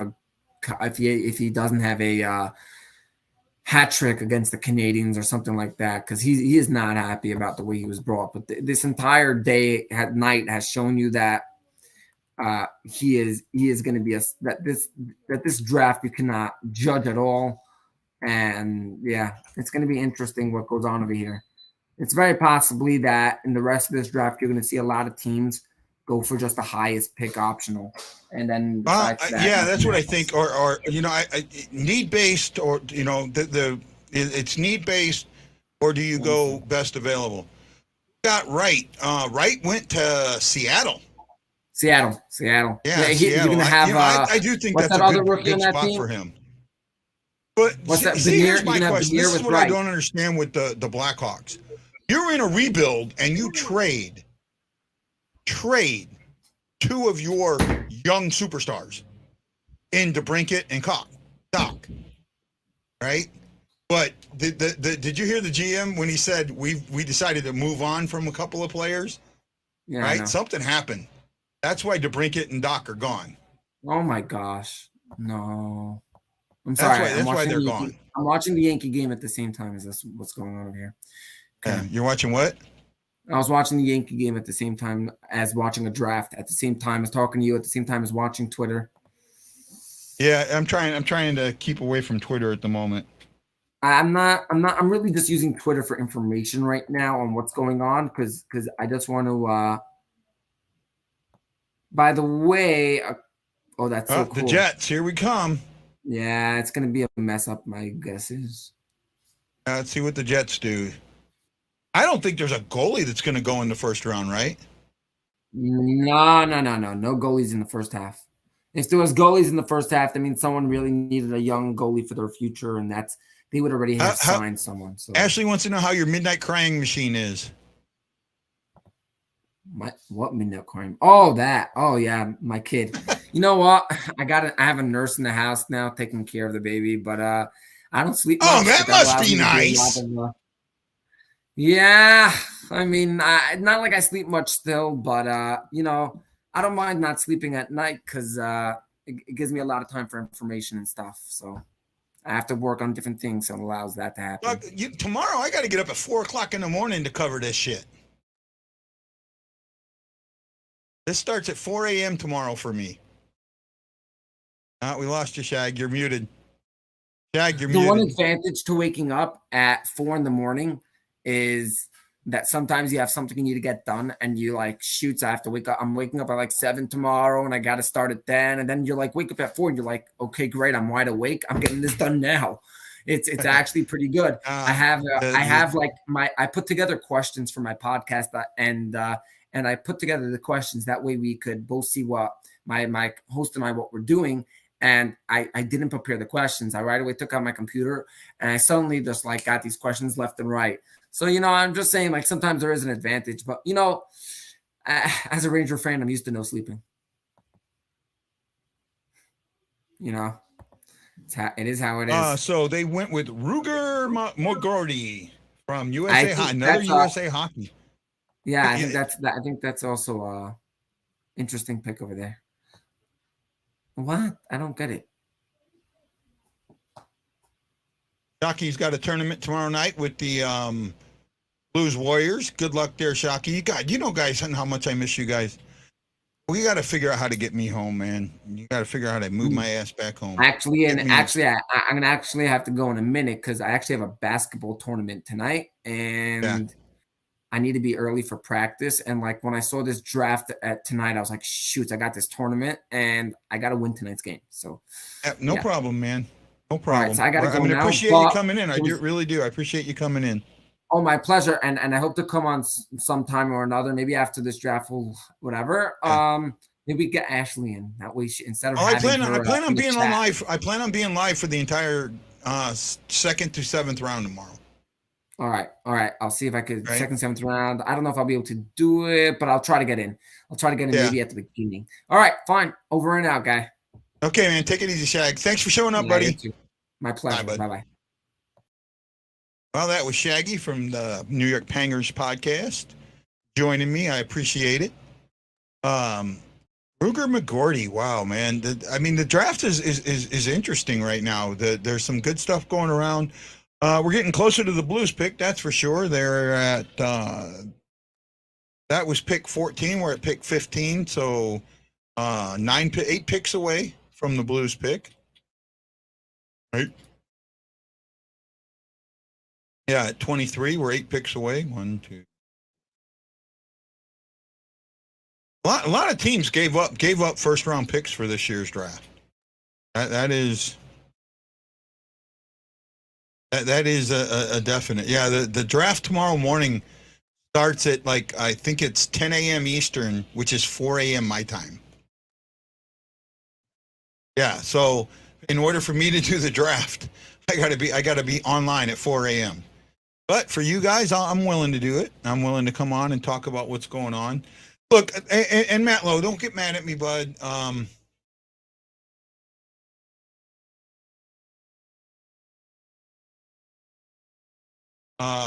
Even Marilichenko is still on the board. He's the one. Well, I mean, I hope he keeps slipping. Right? I hope he keeps slipping. I haven't been able to watch the board because I've been talking to you guys and Shaggy, so I'm trying to do a little bit of both right here. Yeah, there are owners out there, Matt Lowe, that are just not going to pick Russians. They've said it. You know, I don't want to bring politics in it, but it's come out. There are owners that have told GMs, you know, skip the Russians, take them off the board. So you never know. ESPN's doing a pretty good job. They're the experts at the draft, right? You got to hand it to them. They've been doing it, and they started this with the NFL draft, right? You know, till the NFL draft came around, you know, until ESPN started doing the NFL draft, it was nothing. But they perfected the draft. They do a terrific job at it. I give them credit, and I think they're doing a good job on this draft. Oh, well, thank you. Well, you know, it is what it is, Matt Lowe. We get along. I like you too, bud. Right? I got no hard feelings. It's just I see things. I like to think I see things a little differently, right? And I know what you were saying about Husso, but and to me, it's when you bring up, we wouldn't. That's overvaluing him, right? Because we don't know that for a fact, right? We don't know that. We don't know if Lindgren wouldn't have done better. We don't know if and we don't know what Bennington's issue was, right? We don't know if it was COVID or something else, but something happened to Husso towards the end of that season, right? And by the way, when I talked about how many games it took them to figure Bennington out, they didn't figure him out until he got COVID, right? And so he did 50. I want to say he was over 80 games before they figured him out. He was over a full season by the time they started figuring him out. It's undervaluing our score. Yeah, I think our offense is one of the best in the league, right?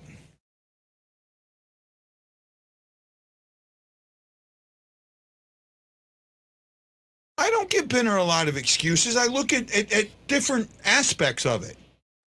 Right? I look at different aspects. I've been hard. You ask Ashley, I've been as hard on Benner as anybody. Last season, I was all over Benner. I was all over Benner in 21. All over him. Right? I'm not an easy one.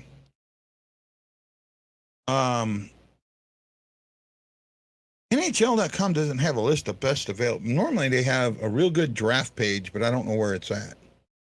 Here we go.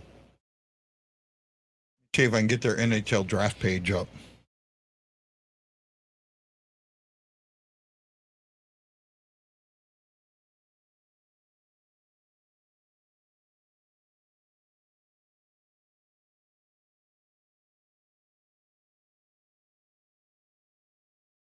So apparently there were people that McGrudy went higher than he was supposed to, that that thought he might have dropped it to the Blues, but he didn't.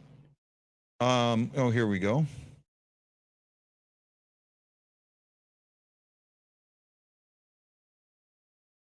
Let's see. That's not what I want here.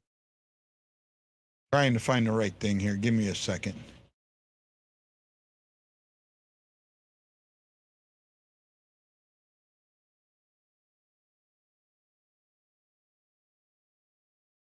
Why do they make this so damn hard to find it?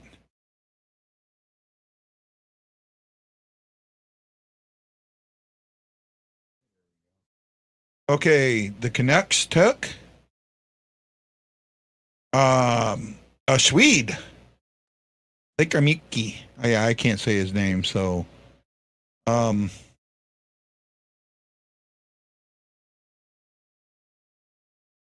not caught up yet. Why is their stuff so bad today? I don't know, man. I don't know. It is what it is.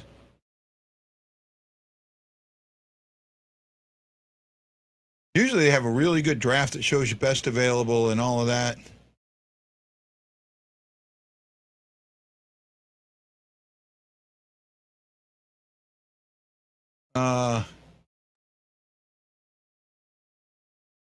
See, Ashley's backing me here. Shockey says, so Claude is holding Calgary hostage. He won't tell them his wishes, and they can't work on anything with Matthew. Oh, Claude Giroux? Yeah. Don't try what? I'm not sure. I'm not sold on Tkachuk. I'm not. I really am. Right? I get everybody wanting him, but I think you're going to have to give up way too much. Someone said today, well, don't you want 100 points? I said, yeah, but not if I have to give 150 to 200 to get him. And that's the issue. It's what you have to give up to get him. Right? Subtraction by addition. What I thought Letty was. Right? Exactly what I thought Letty's. Oh, the Swede's name. Okay, now I get it. Right? I'll say his first name, Jonathan. There we go. I don't have it high enough in my ear to hear it.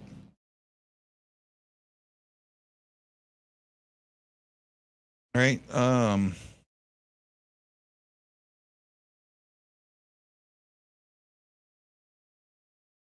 Buffalo's on the clock. The Sabres.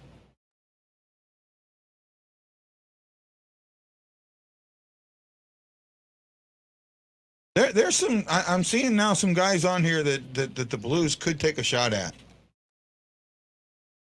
Well, thank you, Shockey.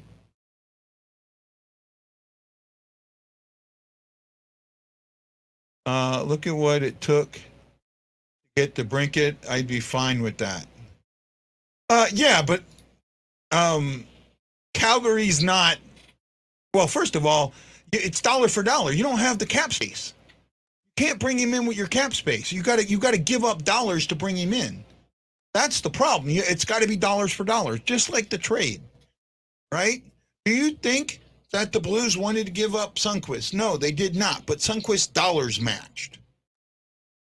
That's what it was, dollar for dollar. What matches dollar for dollar? And if you bring in Tkachuk, you got to match it dollar for dollar. And you got to remember, he's an RFA. If you bring him in without an extension, he signs a 1-year deal for whatever it is and then goes somewhere else. And then you give up all that you gave up for nothing.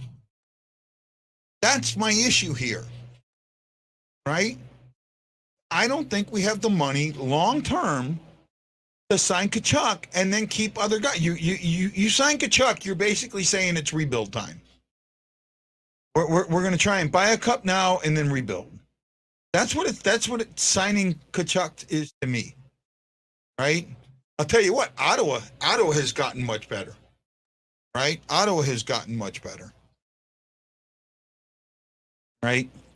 Chicago just took a dump, and God, I wish I could get Windy on. Oh, I wish I could get Windy on. I'm checking his channel to see if he's live because I would go on his channel. I tell you all to follow him, and I'd ask to come on his channel, but he is not live right now. Right, he is not live, so.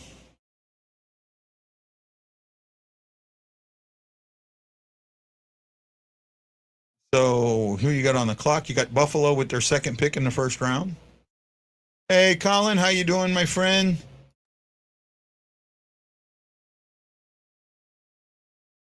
I actually think that I can put I don't know, Matt Lowe. What about Tarasenko? I think Tarasenko should be priority one.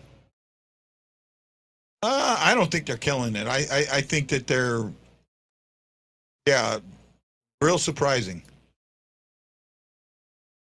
I'm with you, Colin. I think they've made a few bad decisions.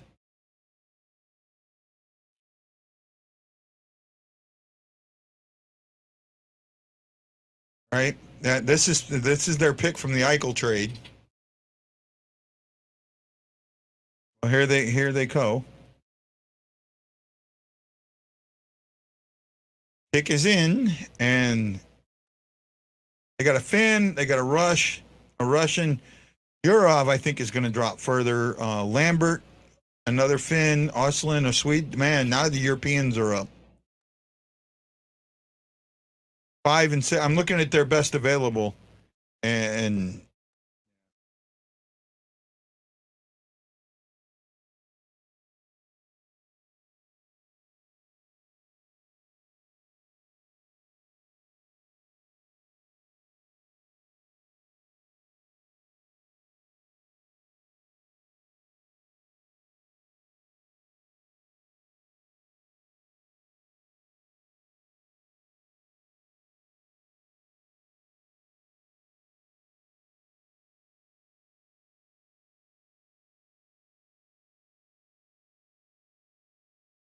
they went with Noah. Nope, we have not had our pick yet.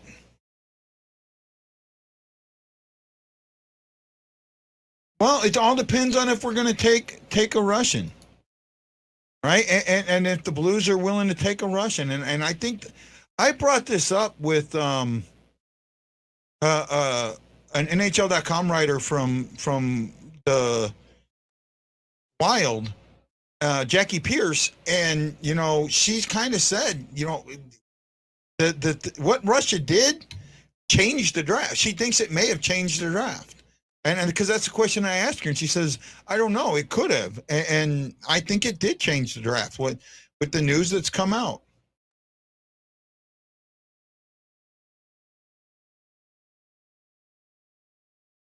I'm kind of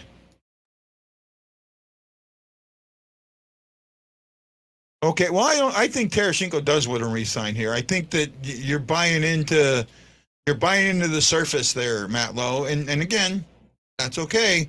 But I think Tarasenko wants to stay here. I really do. I think that the rumors out there are not correct. I really do. I really don't think the rumors are correct.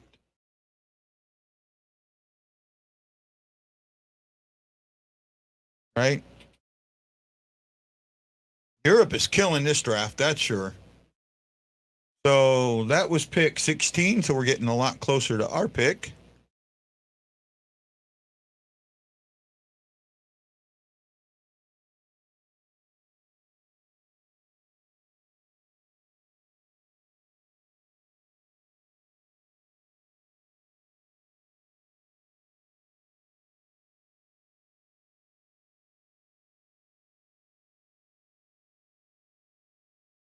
I'm just checking some stuff out here real quick.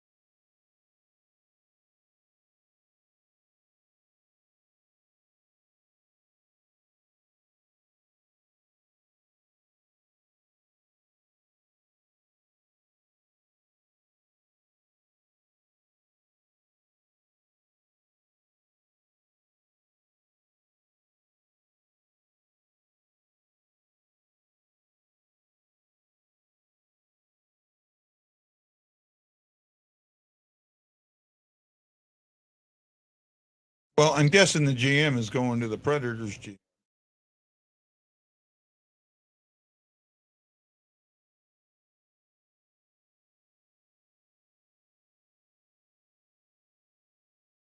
Oh, here we go.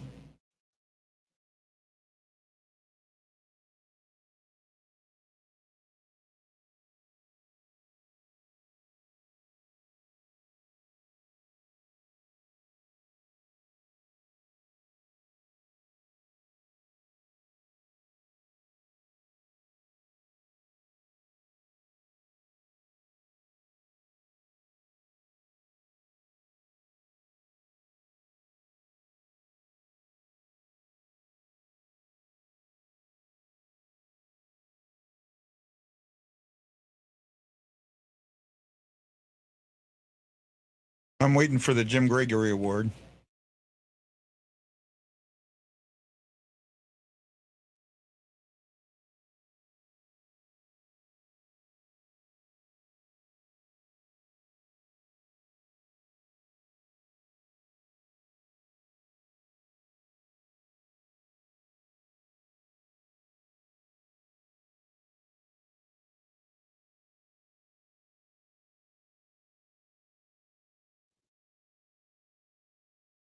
Well, they paused the clock, so.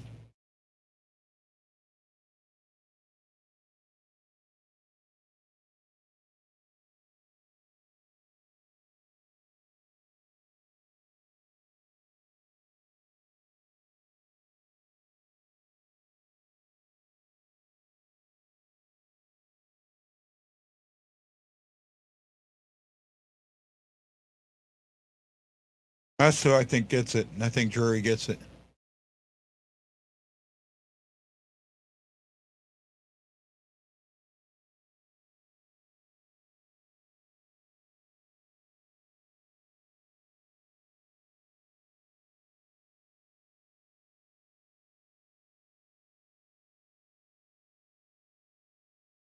No, doesn't mean a trade. They're doing the General Manager of the Year award.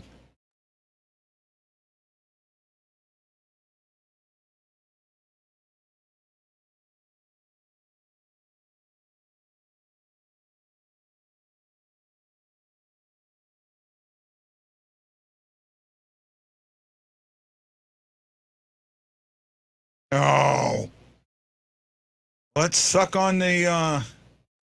Let's. I'm not going to say it because Ashley will get mad at me. Let's pat the Avalanche on the back again. How great they are, right? This is why I'm pissed off that Armstrong didn't win it. Absolutely, why I'm pissed off that Armstrong didn't win it. And it's hard for me because okay, they won the cup, but what do they do afterwards? They got to get rid of everybody.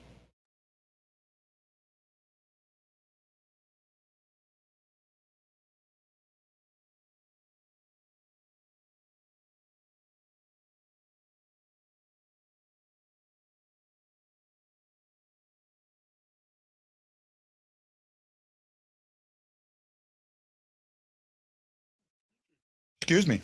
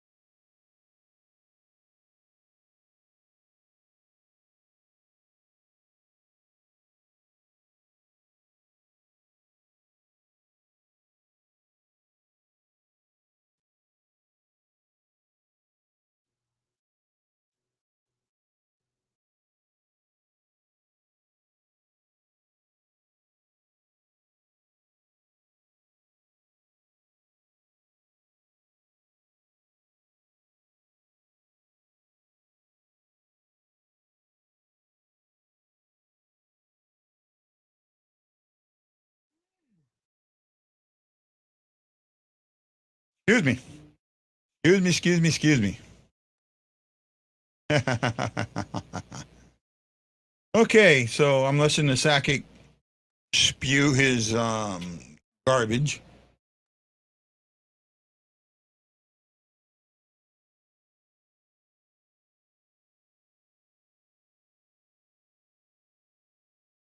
Here comes the Predators.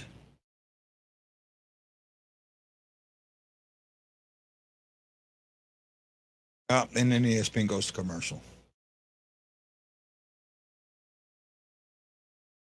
We'll see what happens. I found the draft tracker, but not what I was hoping for.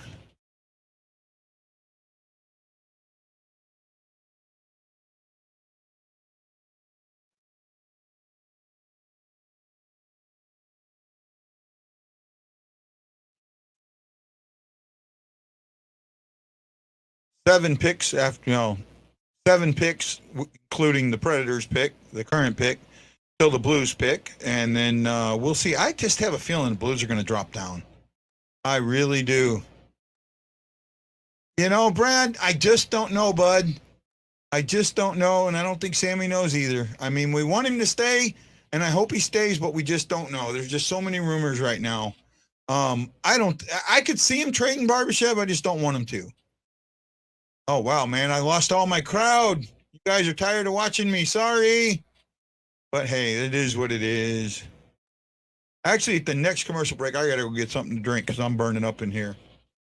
But I got to say a big, big thank you to Brad Pond, Michael Bovett, Don Hefner, Nick Hesley, Vance Frederick, Donnie Rameau, Danny Johnson, and Sammy Helms. Thank you all so much for putting those big old thumbs and love in the air. Greatly, greatly appreciate it. Greatly, greatly appreciate it.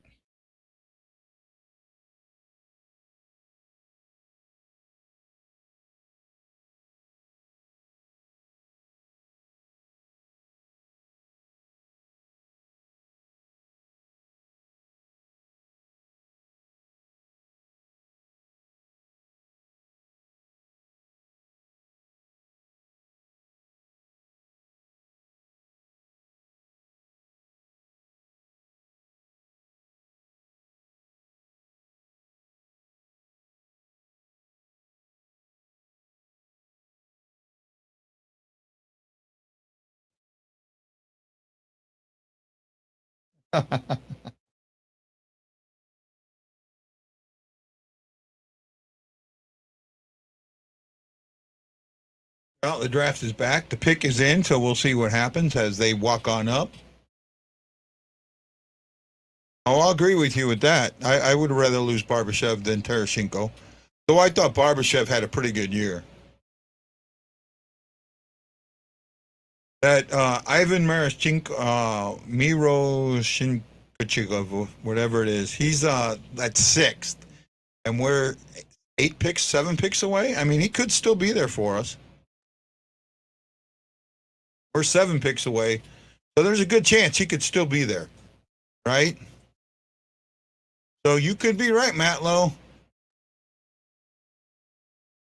I agree. I would like to see us take a D-man, but I'd rather us trade for one to start now, not one to start in 3 years. You know, the guys you're getting now, the guys in this area are not.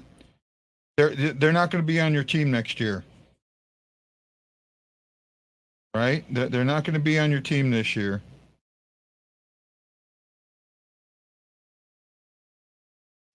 Well, here we go. Where do the Predators go?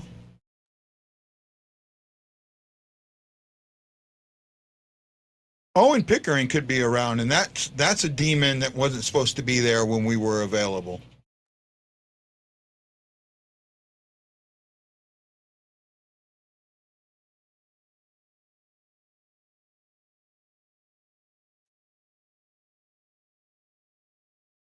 They were with Himmel.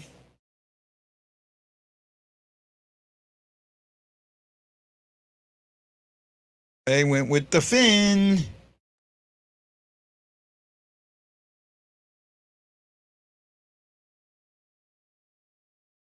I think he can sustain it and actually get better. I really do. If he gets, just think if the Russian line would have stayed together a lot more, right? Just think if Tereshchenko, Barbashev, and oh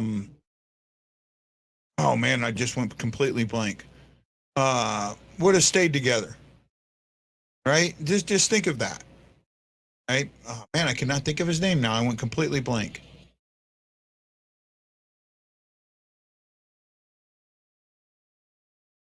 I just don't. I just have a feeling, just from the way the Blues have been, they stay away from controversy. Not neighbors, Bushnevich. That's it, Bushnevich. Right, Brad. You love Jake Neighbors. I'm not. I think Neighbors is not NHL ready, Brad. In my eyes, I don't think he is. Yeah, I couldn't remember Bushnevich. So thank you, Butch. Big right winger, right? So now we're got the Stars, the Wild, the Caps, the Penguins, the Ducks, and then us. The Wild have two picks, the 19th and the 24th. I could actually see them packaging those for a player right now. I'm still surprised that they're going to have to get rid of Talbot. I don't see Talbot sticking around, right? I just don't. I don't see Talbot sticking around.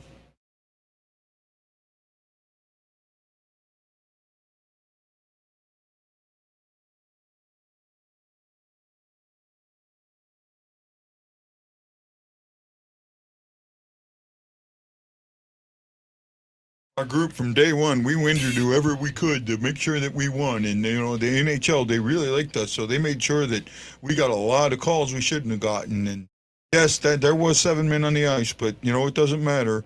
They should have stopped them. Yeah, I'm not an Avalanche fan. Dallas Stars have 6 picks. Ruberov, right wing. Lambert, a center from Finland. To Russian and a Finn. Orem, Messer, or Green, Messer. Marashenko moved up to 5th. Casey's at 6th. We're 6 picks away, so.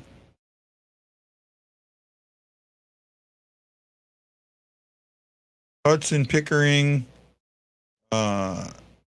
Yeah, the Russians are dropping. I think we're noticing that the Russians are dropping.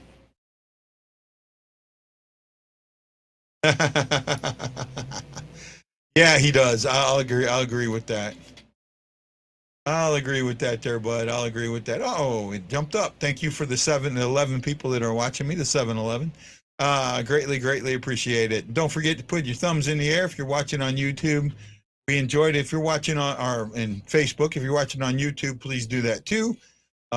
Greatly appreciate it. Pickering.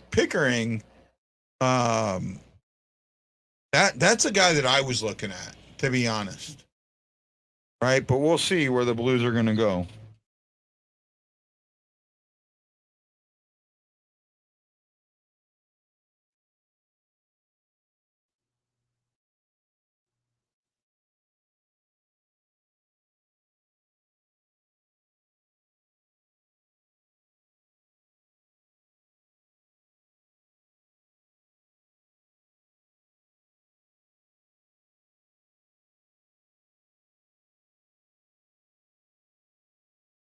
They only have 2 picks in this draft: the 6th pick and a 6th round and the 7th round.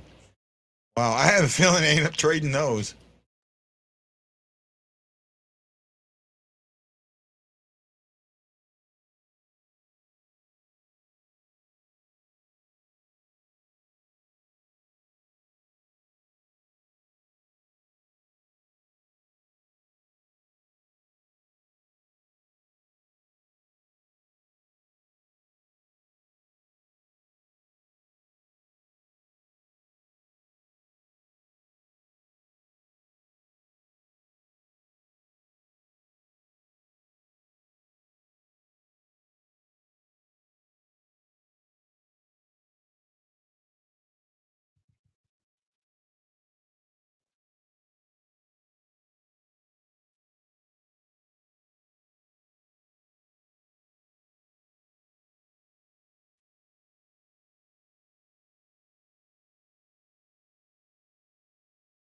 Not. I don't. I need a Brad Pond translator. Oh, Carey Price. Carey Price is not coming to the Blues. And I would never want Carey Price, not at $10 million. That is a joke. That is a joke. Here we go. Here's the Stars. A pick is in.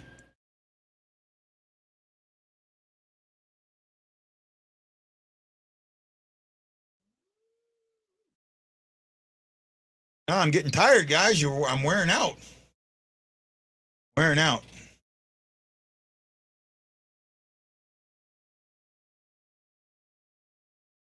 Here we go.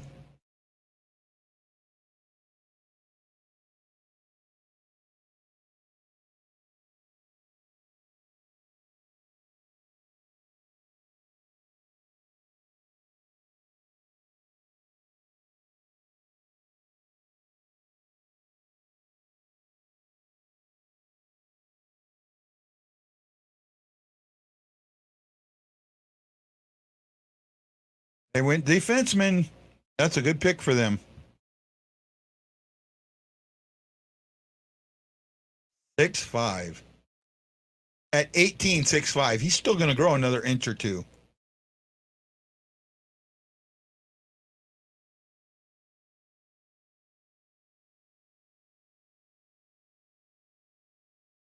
Six five, 216. Wow.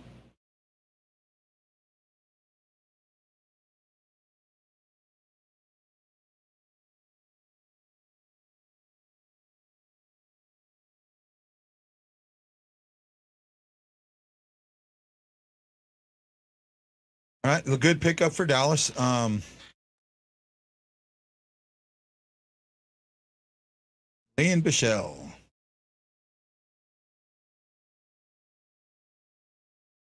Oh man, so now we are 6 picks away, right? 1, 2, no, 5 picks away. And I keep seeing the Russians drop. You know what? I think that I don't see us getting a Russian. I do not see us getting a Russian, my friends. Do not see it at all. Right? Do not see it at all.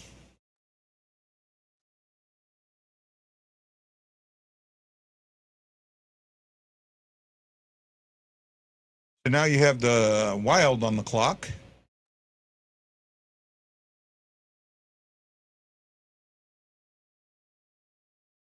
We only had a couple of trades. Surprisingly, only Montreal really, Chicago and Montreal really the only trades, right?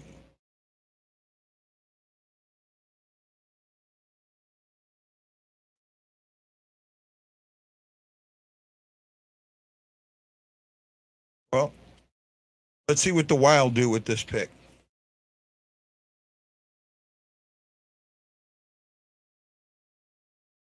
Draft's moving pretty good. You know, it's what came on at 1, 2, that decently.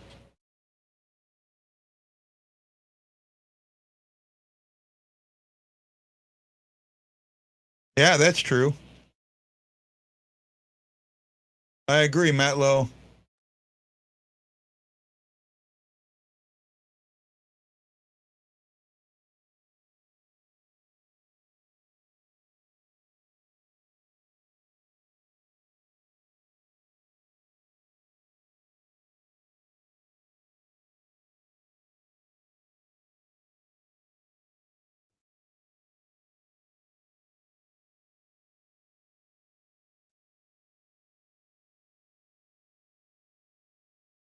See Miss Casey. Uh, Lane Hudson, under 18. Owen Pickering. Pickering is the one that I think that we're going to take the shot at more than anybody else. Looking at this, I think the Blues go defense here. I really do. Right? I really do. I got a feeling it's nagging at me a little bit. Nagging a little bit. Nag, nag, nag.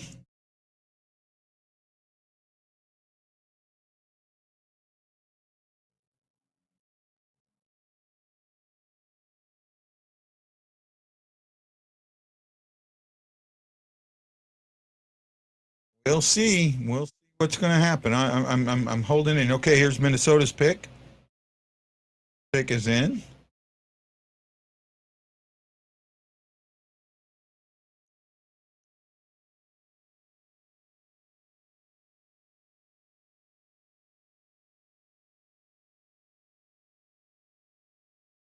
Well, tablet will stay for now, but it ain't going to last.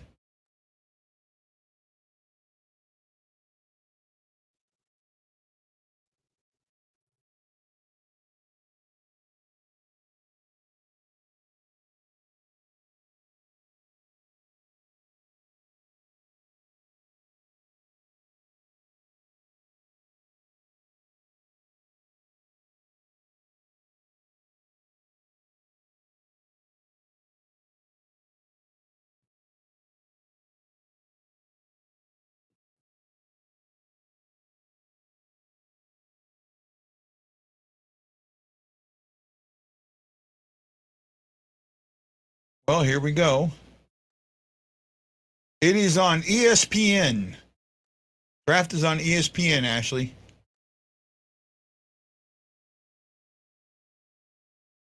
ESPN or ESPN Plus.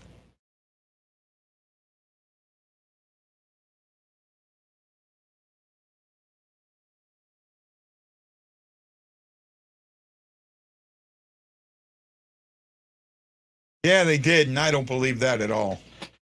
They're going to end up trading Talbot. I absolutely see that.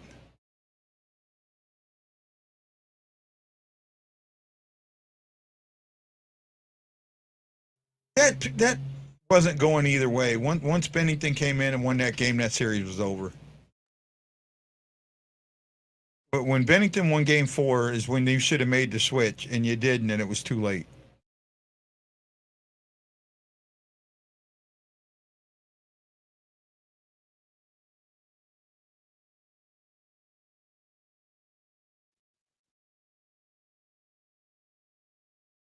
Here we go.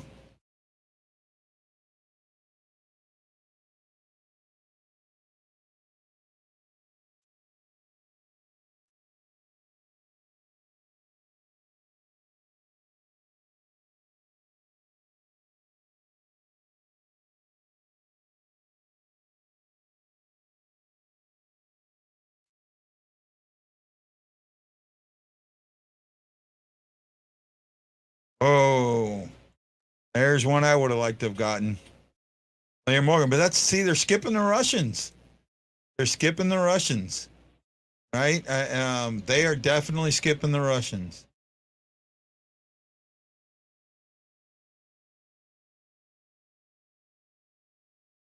I agree. I don't think they're a contender. I know they just said they were, but I don't think they are.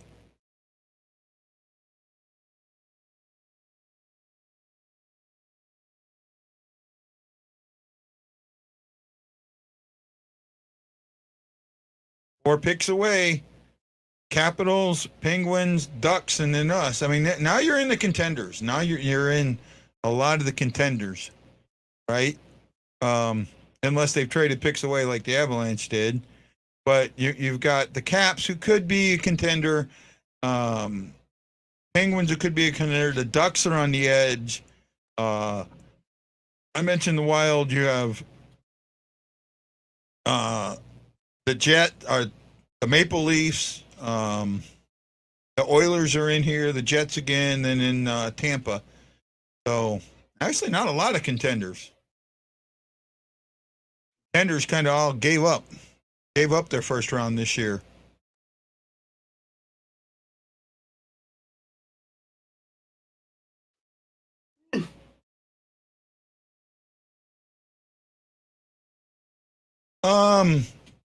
Contenders in the West. I think the contenders in the West are the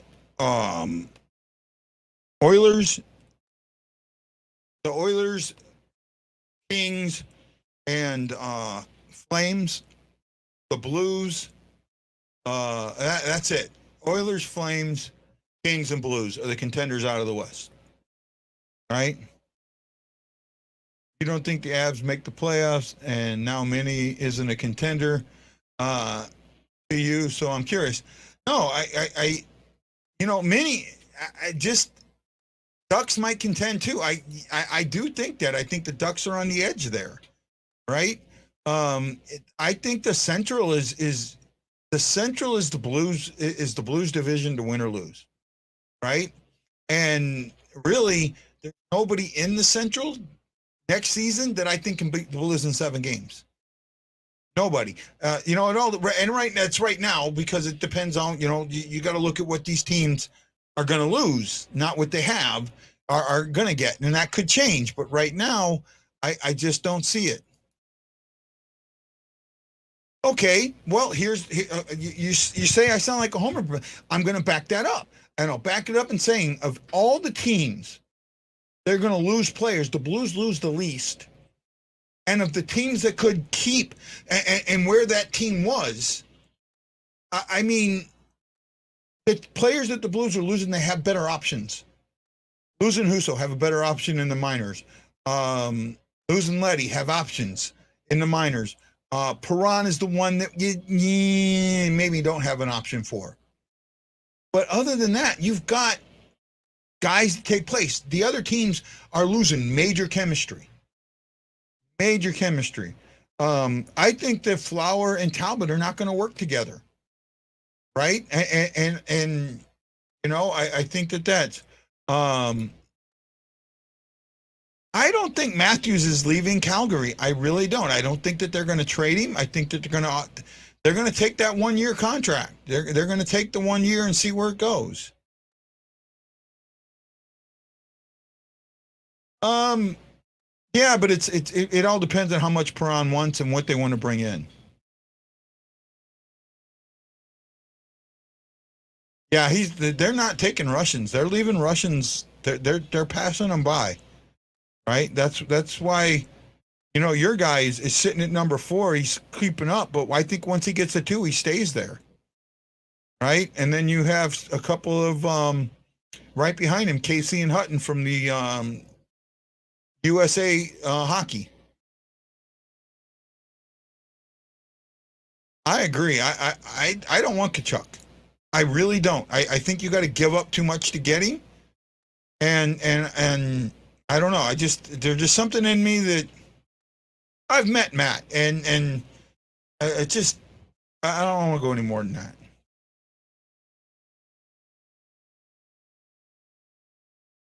Brady was much easier to talk to for me than Matt. Brady is a much friendlier guy, much easier to talk to.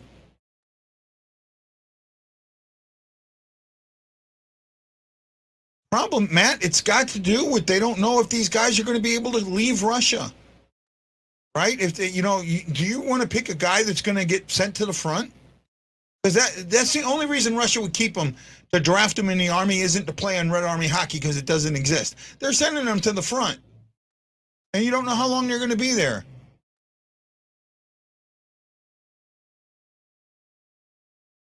Right, here's the Caps.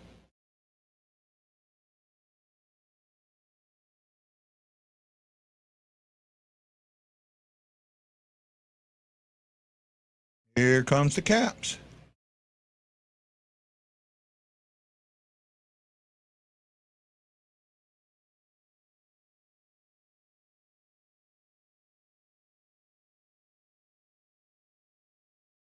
Wow, well, there you go. Well, there you go, Matt Lowe. There's your guy. Marashenko.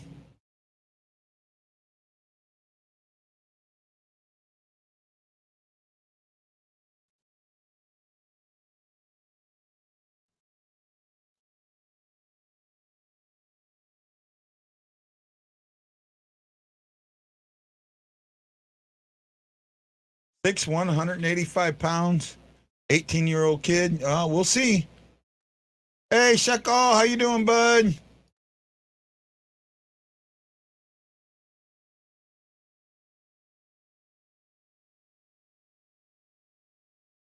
Yeah, somebody to replace Ovechkin. I could see that, Ashley. I could see that. I really could.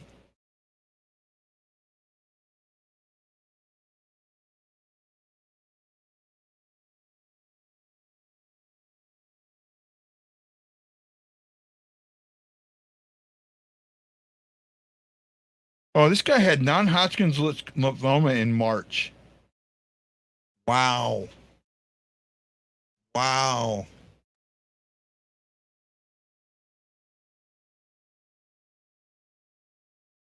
No, I don't think he does, Shackled. I don't think he does, and I think that somebody's making a lot to do about nothing. To be honest with you, right?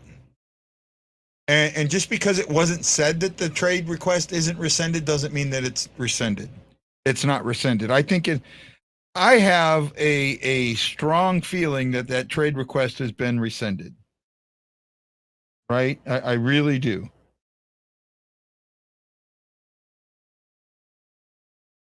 I really, really do.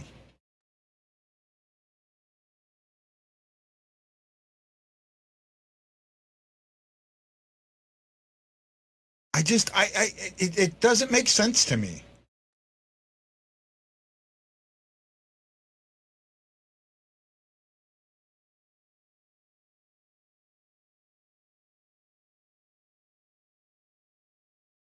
Ends on the clock. We got 1, 2, 3 picks. 3 picks to the Blues, first round pick. And I have a feeling they're going to trade it. I really do.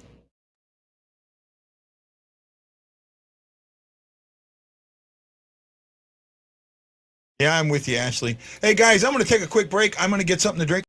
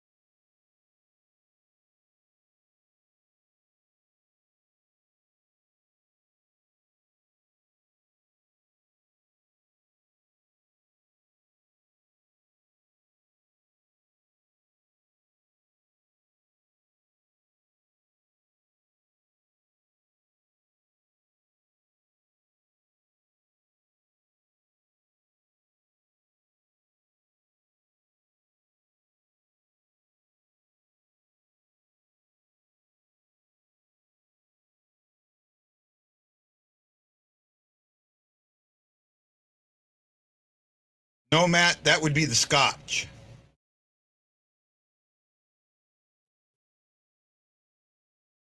I'm a Scotch and a rum guy. Pun intended. Here we go. Let's see.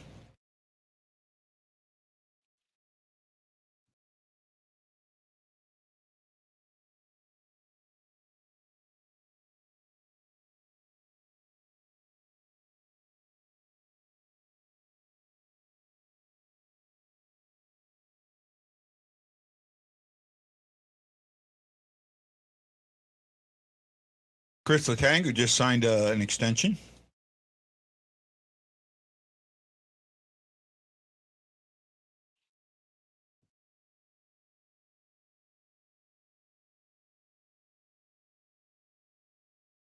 Mm, damn it. Damn it. Damn it. Damn it. That's where I thought the Blues would go. I thought he would be there.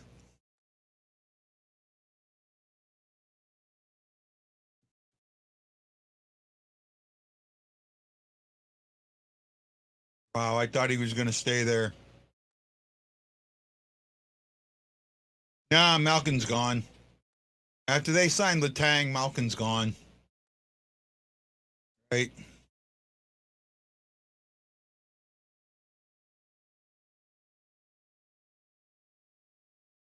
So, well, I would have liked Pickering. 6'4", 178 pounds. In 2 years, he's going to be 6'5" and 220, 215. Oh, good pick for Hextall. Good pick.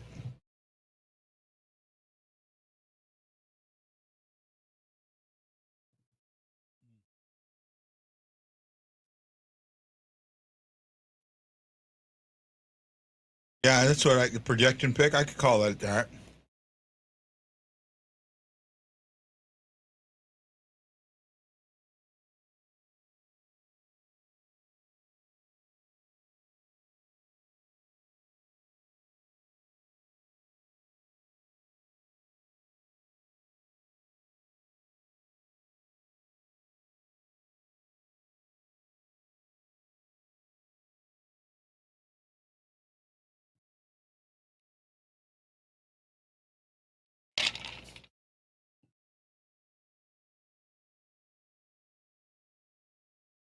Maybe. I don't know. I right now I think with Pickering gone, the Blues drop.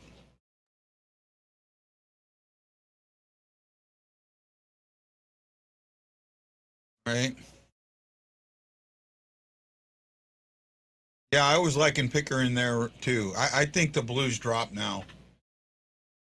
Right?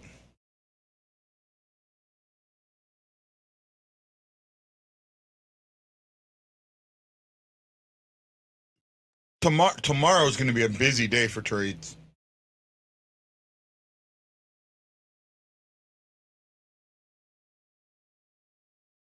See, that's the thing. If the Blues are meeting with Huso tomorrow with the draft going on, that's why I think that the trade to Edmonton where they deal with Edmonton, that's why I think that that's what that is.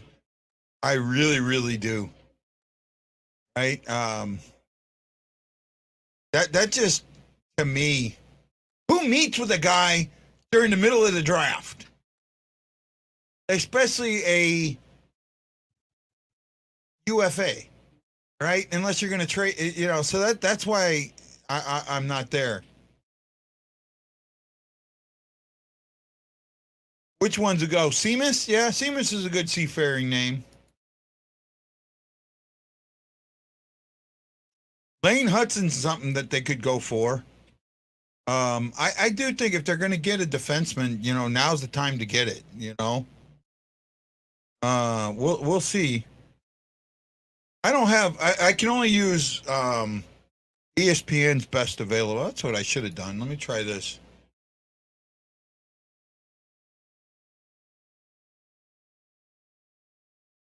See if I can bring up ESPN's draft tracker.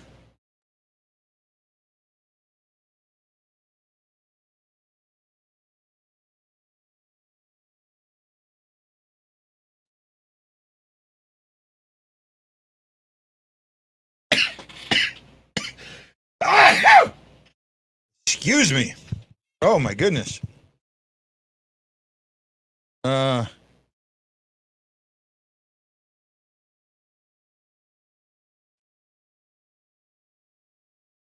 I'm looking. I'm looking. I'm looking. There we go. Draft tracker. Here we go.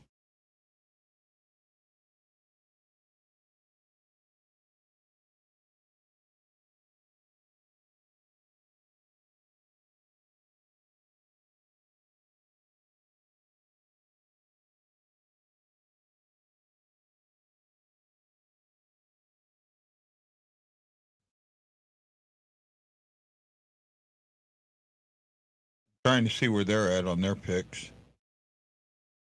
They're only up to 20. Trying to get their draft tracker set up. See how their draft tracker's set up.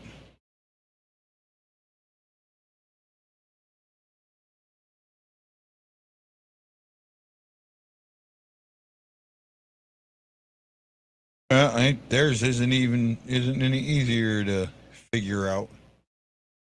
Oh well.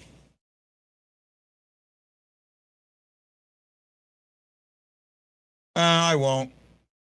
Not that anybody would notice if I did.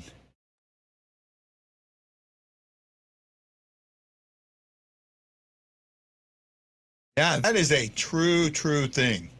Matlow, you are dead on.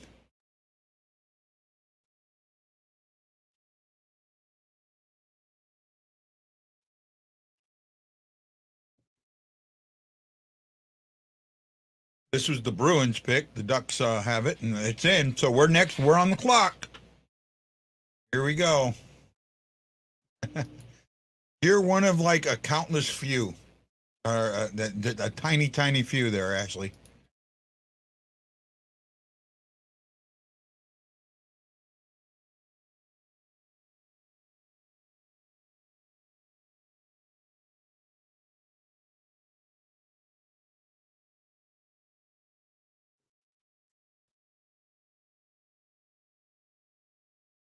Oh, there we go. What did they get?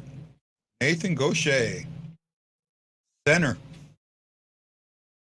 Well, we're on the clock. Do we keep it or do we trade it? Here we go.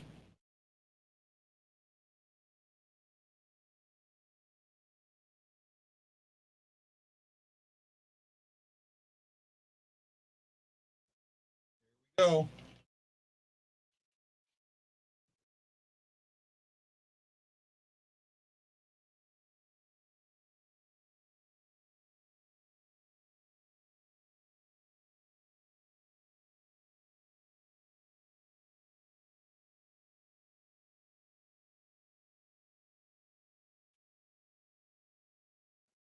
Yeah, Grant. He was somebody the Blues were looking at apparently, which surprises me because he's a center.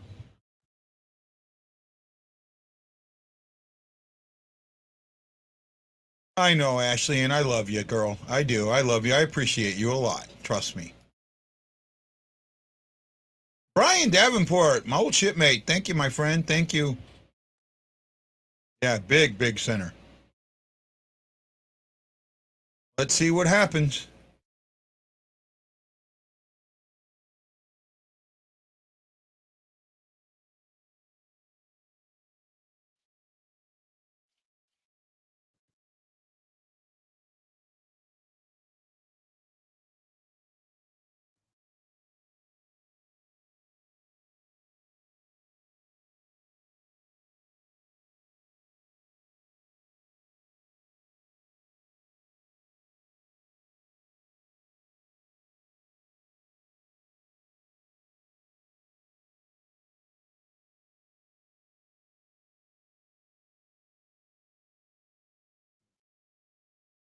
Oh, here we go. Who they get? He's putting his jersey on.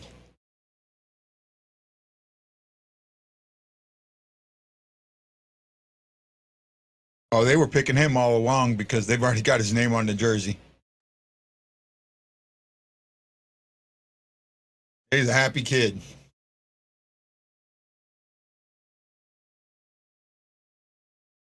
I think it's a trade. I think the Blues trade it. We'll find out.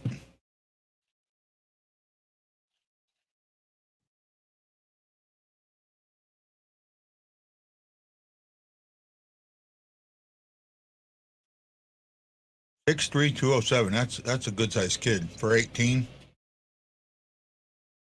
At 18, I was I think I was 6 foot 155, maybe 160.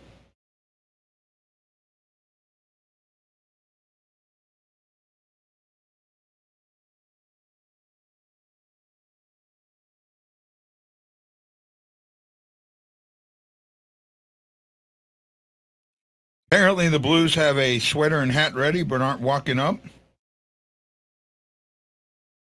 So, I mean, they're waiting to see. So, are they going to pick or not? Here we go.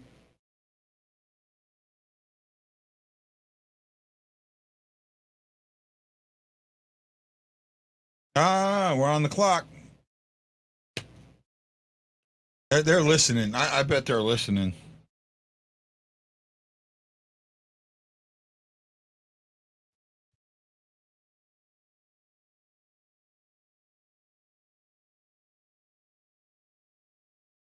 Man, Blues fans are nuts to cheering. Why would you want it? You guys don't think about what you have to give up to get a guy. That's the problem. It's dollar for dollar. And Chicharin's not going to help the Blues.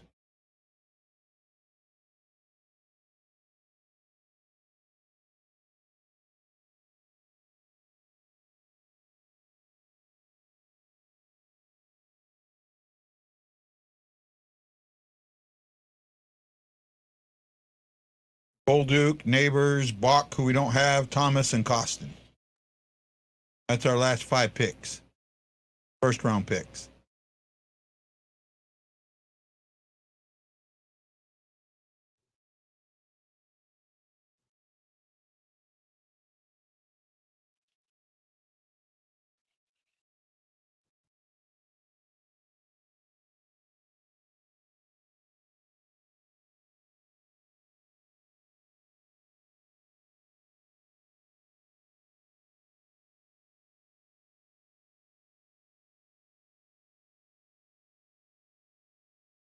Pick is in.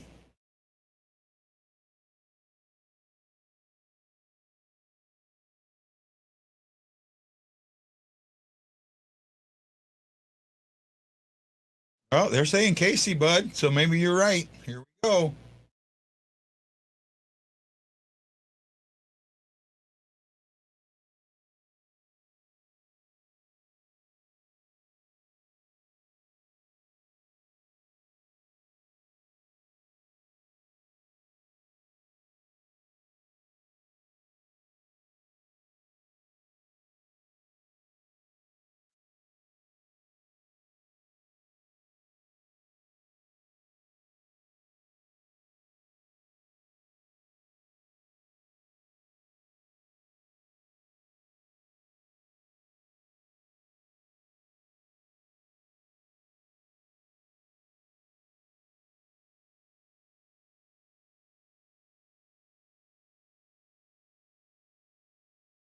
Wow.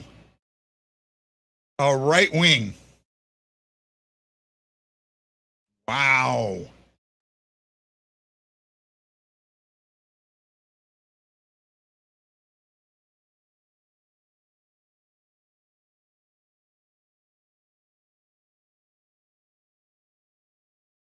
Nuggerud from the U.S. Development Program.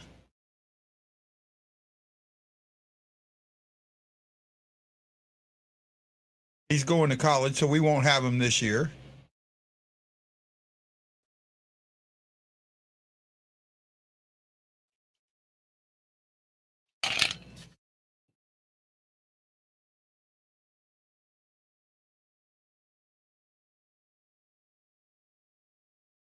That's an off the board one.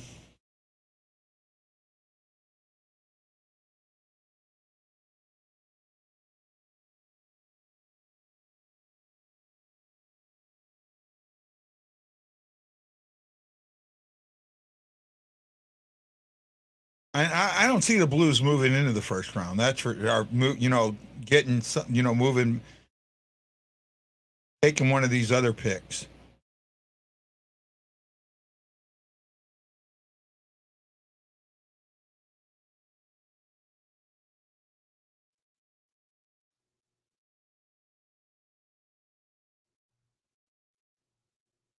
Could be. I mean, it could be. It's an interesting pick. I'll say that.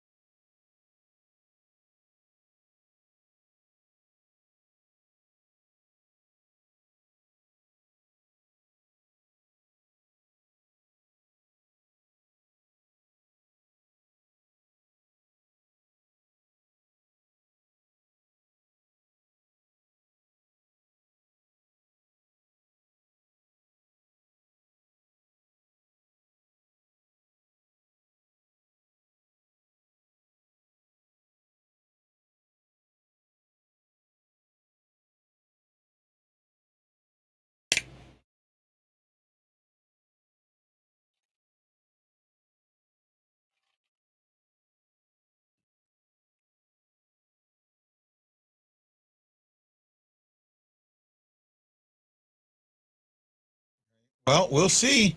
Let's see. I'm waiting to see if they talk to this kid.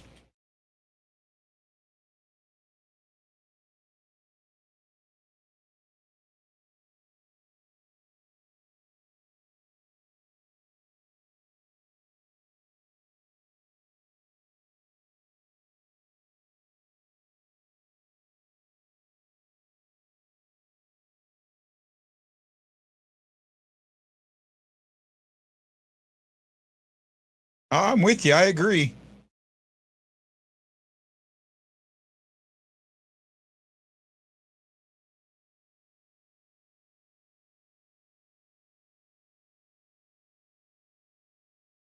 College kid. We like college kids. Apparently, I mean, I like what they're showing. I'm gonna, the USA Development Program has done a really good job. They are moving guys where they need to be, and I'll do some research on him tonight after the draft and see what I can come up for tomorrow's show. Right, I'll be on tomorrow, 10 a.m. Eastern time, 9 Central, 4 a.m. Hawaii. I'll cover the draft tomorrow. I'll get some, make sure I got something to drink and see what I can do. Um, Very interested to see if the Blues do. I think the Blues could be active tomorrow, right? It shocks me that Krug's on the block. It really does. I don't understand that, but we'll see, right? We'll see,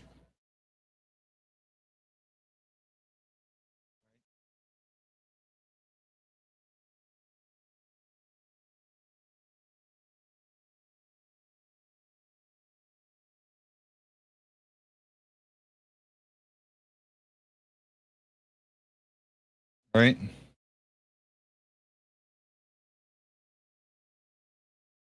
I'm sticking with you. I'm sticking with you. I'm still just paying attention to what's going on. I appreciate each and every one of you that's still watching. Thank you so much for joining me on my draft show.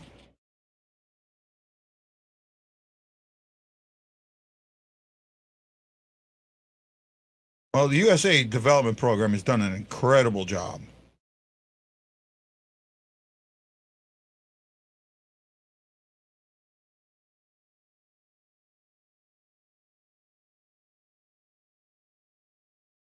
Well, I mean, if I could get on the inside, I'd know that. I'd know if it was on the radar, but it's really hard.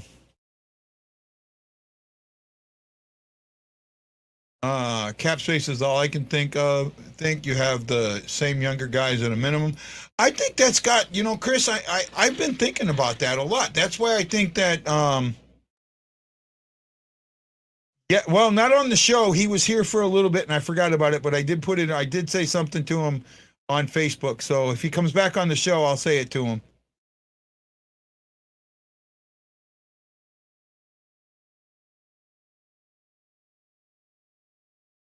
Oh, there goes your off. They're willing to take a chance.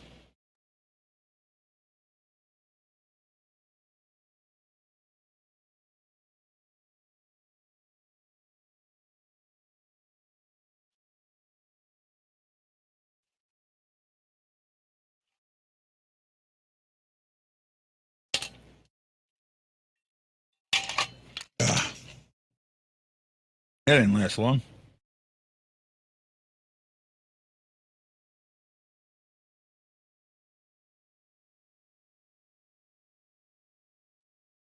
Yeah, I'm not surprised. I knew the Russians were going to drop. Shocky, right? You're funny. I mean, it's a steal for him, but it all depends on the real world situation. What's going to happen with that? If you think it's something that's going to end soon, then it's not a big deal. But if it's something that's going to go on for a year or so, it could be a big deal. I mean, that's what a lot of it is. The political situation being what it is, right?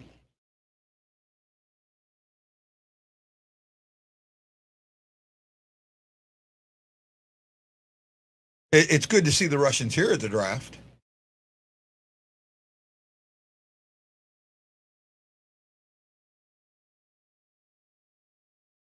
Uh-oh, trade.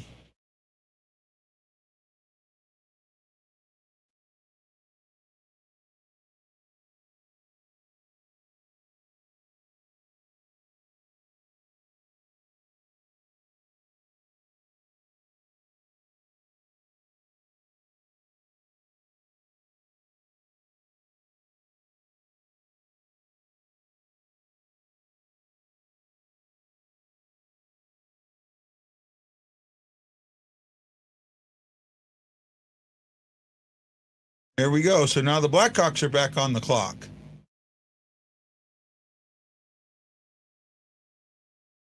Oh man, these shits are going to be shooting themselves.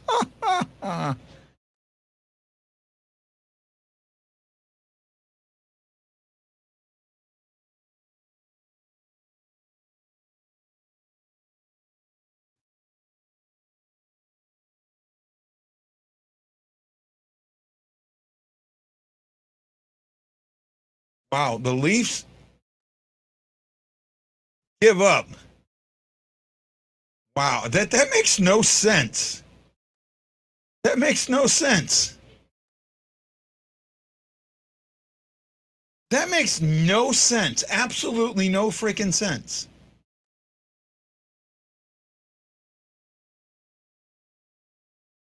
You drop down and you give up a pick and a player. That makes no sense. Mrazek, that's who's going to play in goal. Wow, how do you do that? How do you give up? Go down, but give up more. I'm flabbergasted. I'm absolutely flabbergasted right now.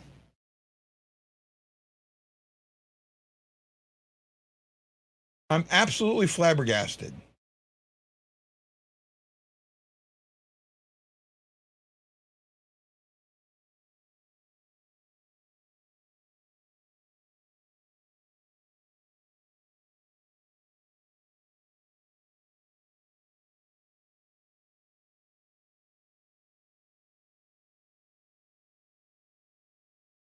Wow.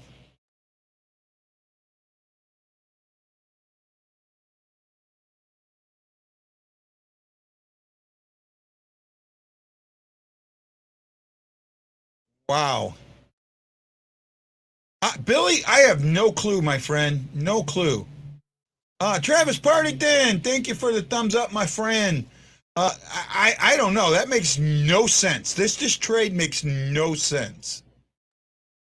I could see that. I could absolutely see that. But why would you give up more than you got? It makes no sense.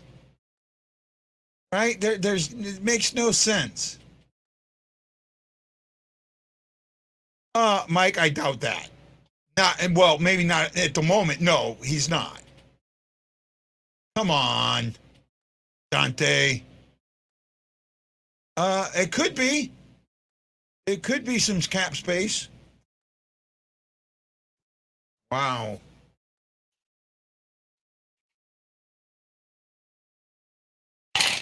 There's the third pick in the first round for the.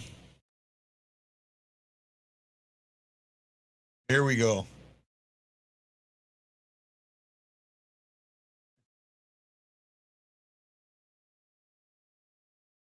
Yeah, they just said absorb salary, so that's what it was. It had to be.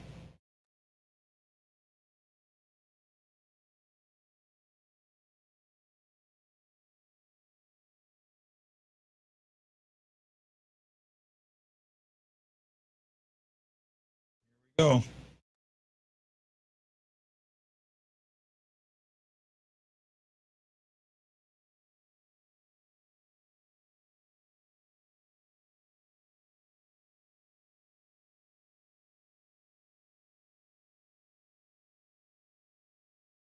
Wow, wait for a defenseman out of Minnesota.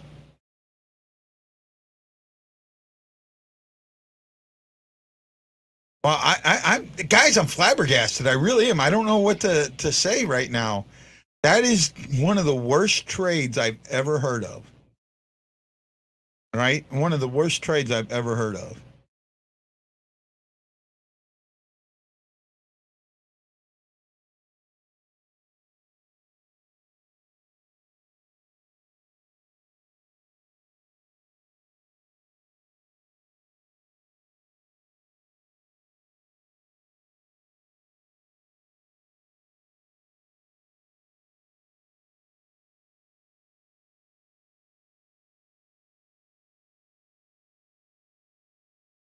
Wow.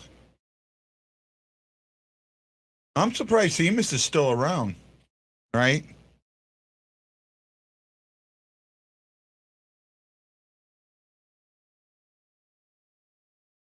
Ah, screw themselves. Yeah, that's what they're doing.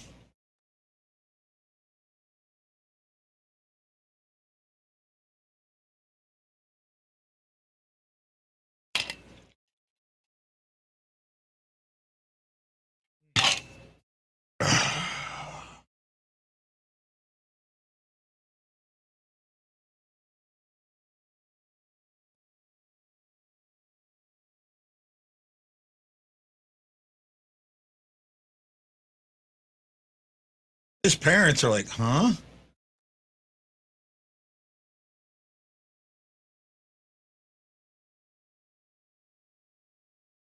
Well, now you've got the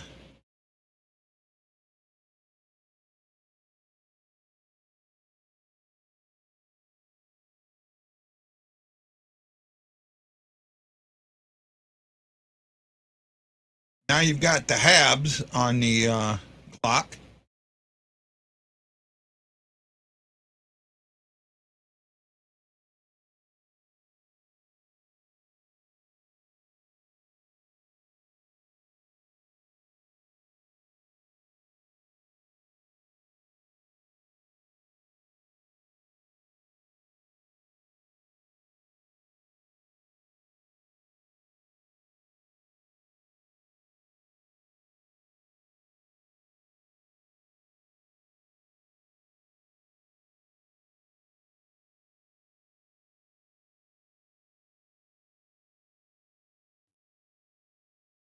We go.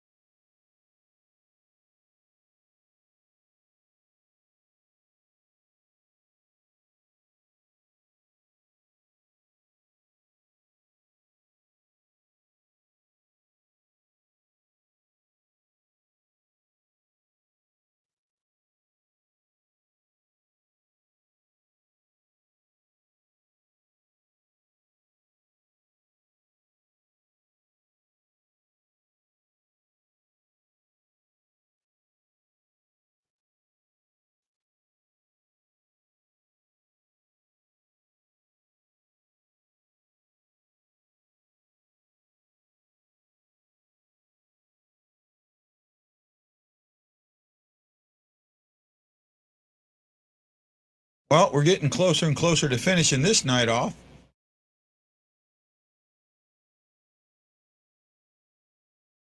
Trying to watch like three different things here.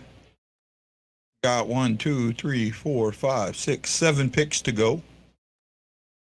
Right? The Habs are up next.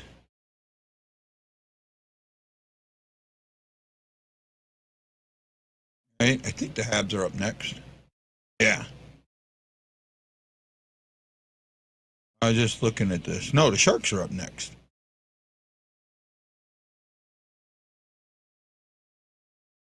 No, the Habs are up next. Habs are up next. That's right. Okay, Habs are up next.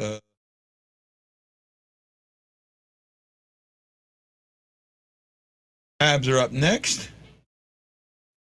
Well, thank you so much. I appreciate that. Shockey says I'm with guys. Why trade up a few spots for someone who's going to be going there? Yeah. No, it's not the trade up. I get the trade up. It's what the trade was. Toronto trades down, but gives up. they traded a first round pick and a player to get a second round pick. That makes no sense, right? I mean that trade right there made no sense, none, right? I mean, when you're trading down, you're usually getting more, not giving up more, right? And that's the thing that just kind of I shake my head, right? I just shake my head. Just wait till day 2, yeah. Matt Low cap space might have been it.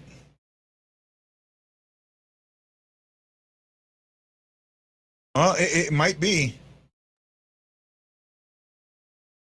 Here we go. This is the Flames pick. The Habs have it. This is what, their second pick? Yeah, their second pick of the draft, the first round.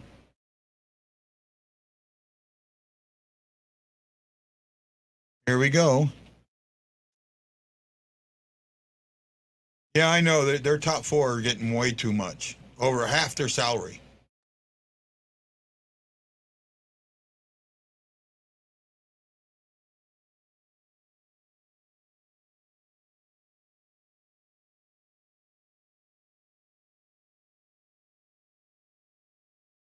Now they're Slovak.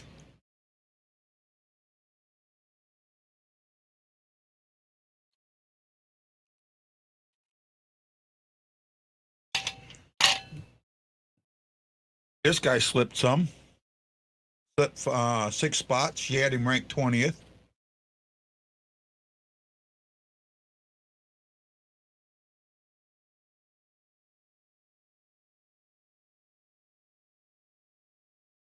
You know what? I'm wondering if the Blues with the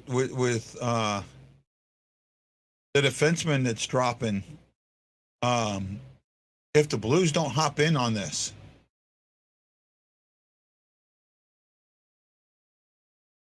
Wow. Wow, right. Thanks, Billy. You know, Billy, I miss you guys, right? You know how much I miss you guys. I so want to be there when you guys. It hurts. It physically hurts me that I can't be part of you stuck here in Hawaii. Just know that, Billy. Just know that, my friend. Right? So let's see what happens here in the next. We have the Sharks up next, then Buffalo. So there's 2 contenders up next. Are in the first round still left. You have the Oilers at 29 and Tampa Bay at 31. Other than that, everybody else is a rebuilder. You have the Sharks, Buffalo, and Jets. The Jets are like in there maybe, and then the Coyotes. But you know the Jets are a hairline team.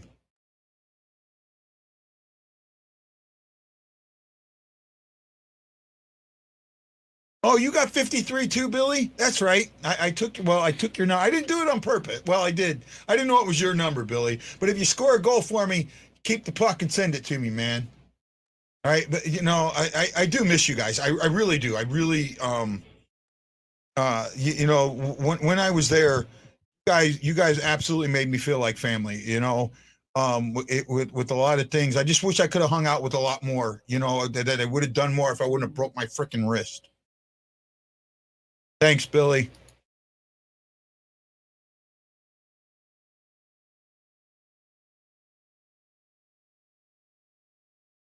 Well, let's see what happens.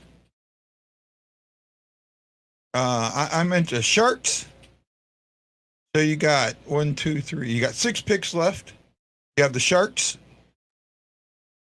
Sabres, and then Oilers. The Oilers are interesting to me at this point.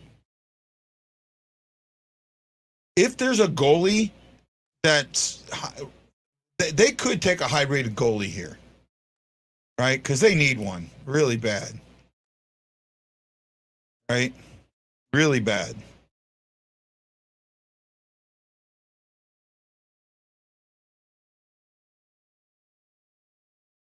Billy, just so you know, the reason I picked the number 53 is that's the whole number of the USS Mobile Bay. A-53, that was the ship I was on when I became a veteran of a foreign war. And it's kind of the one that it's the reason that I can play hockey with the Warriors and why I've got my disability. So that's why I took 53.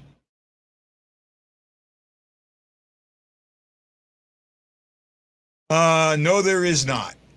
No, there is not. Um, and it wouldn't have been anything other than just watching me drop. Right? I don't know if Billy was there that day. I know Shockey was. I think Shockey was. Um, I can't remember everybody that was there that helped me up. It was so funny. Well, Billy, thank you, bud. Thank you. Right?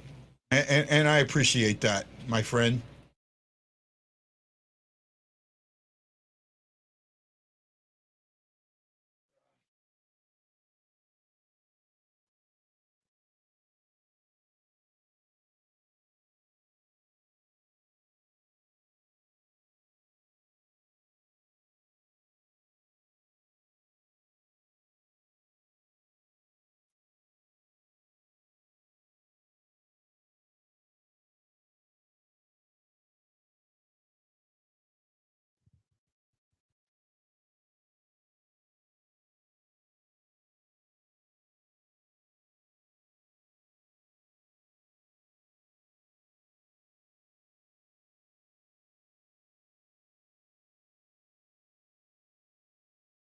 Oh, you weren't there, Shockey? I thought you were. I thought you were.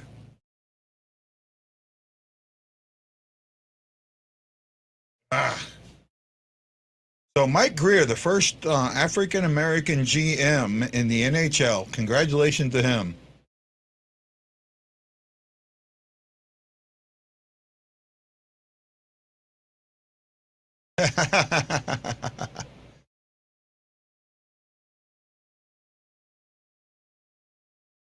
Okay, well, thank you, Billy. I greatly appreciate that. It was funky the way it happened.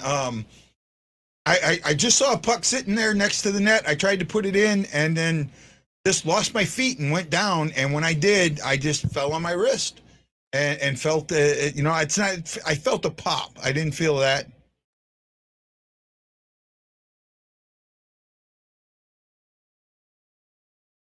Well, I appreciate that.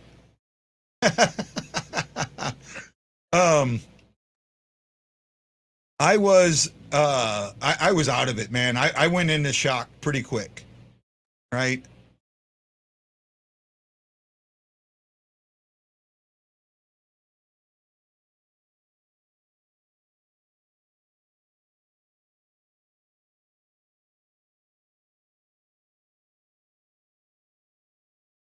Let Greer make his pick.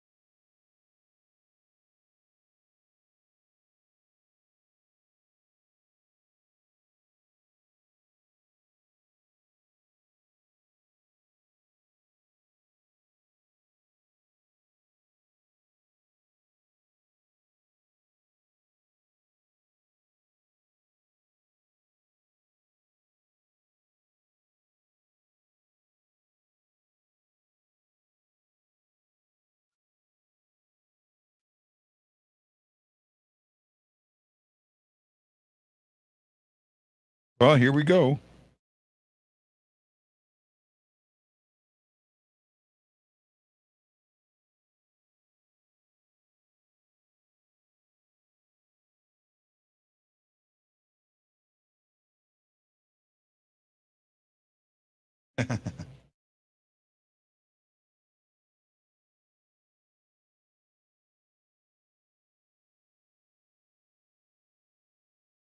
Oh, went center. Good looking kid.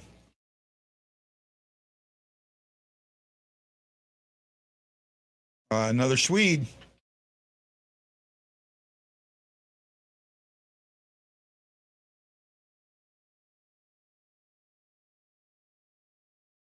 Well, now you've got Buffalo on the clock with the Oilers on deck.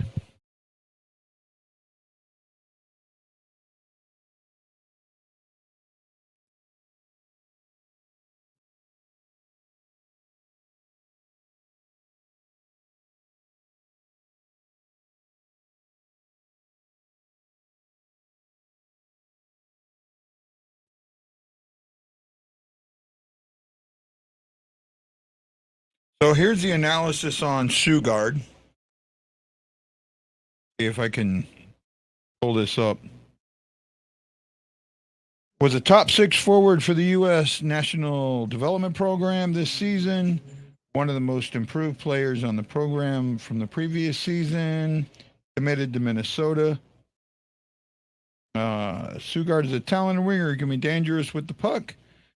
On his stick, he has one-on-one skill, good vision, and his best asset is his shot.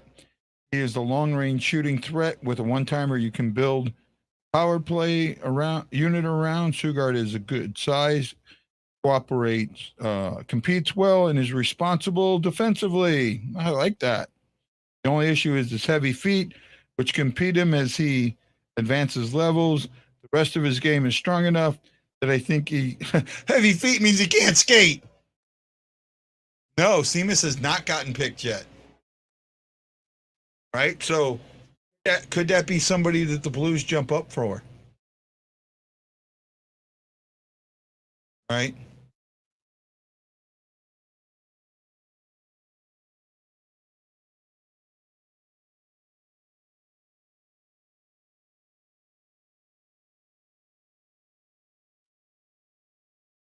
Well, so now we've got the Sabres, and this is like the Sabres' third first round pick. They took Savoy at the number 9 pick, Ostlund from Sweden with the number 16 pick. So was that 2 Swedes, right? No, Canadian and a Swede. Let's see where they go with the number 28 pick. They're on the clock. Excuse me. Oh, stomach is bothering me, but that's okay. I said I was going to make it through this with you guys. I will.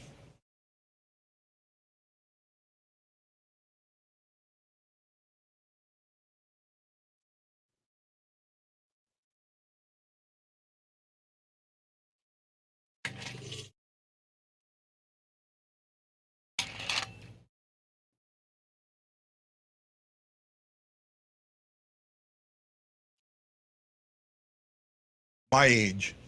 Here's my career.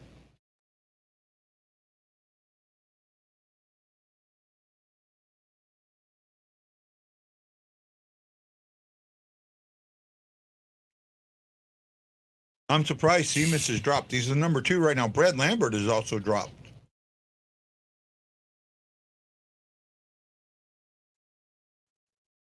There's going to be some good players available tomorrow. We don't have a pick in the second, but we could jump up in the second, I think.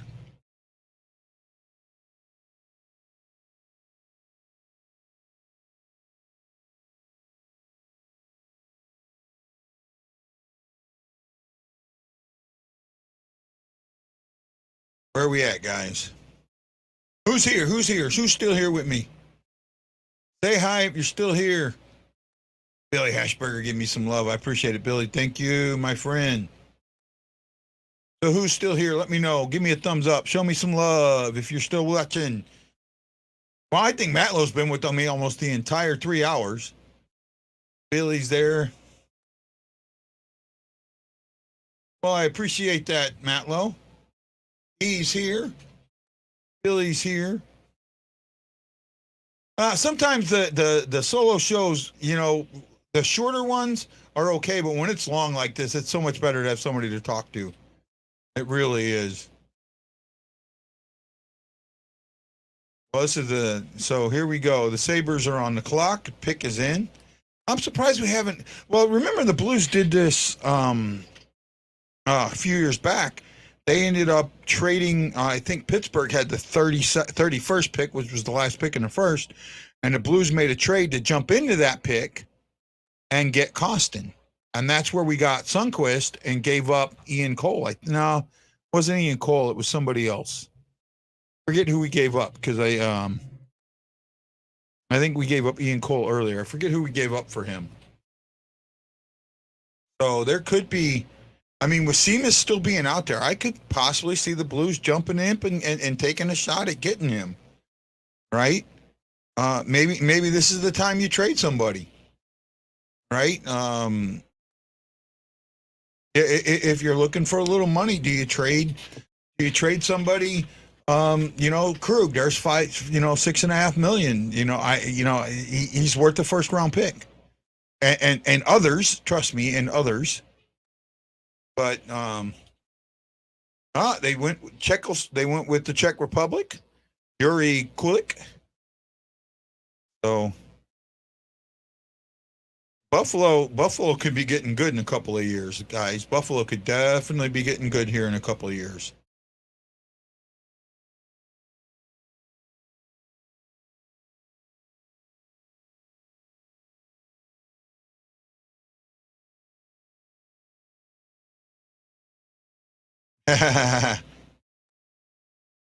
Well, I appreciate you, T-Lo. Thanks for watching.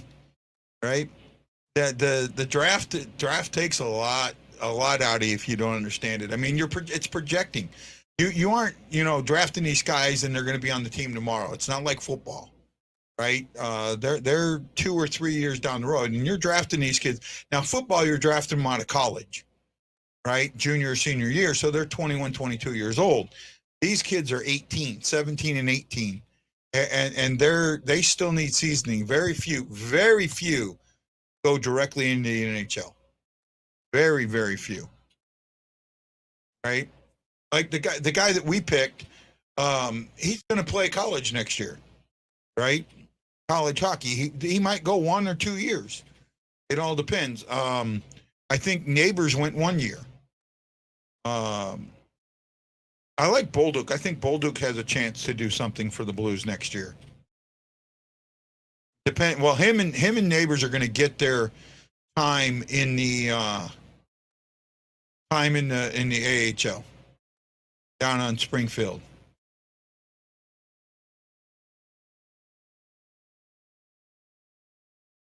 Oh, absolutely. That actually is probably more important than anything else is the character, right? You got to find that character to go with the talent.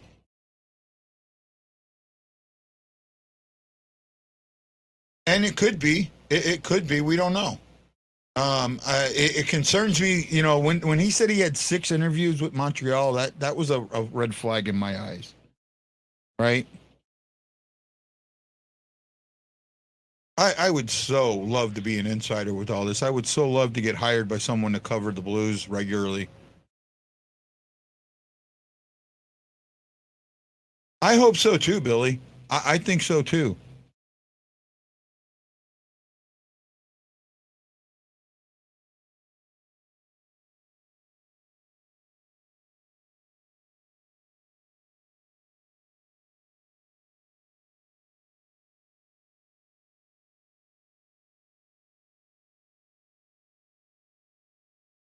Wow, here's another one that doesn't make any sense.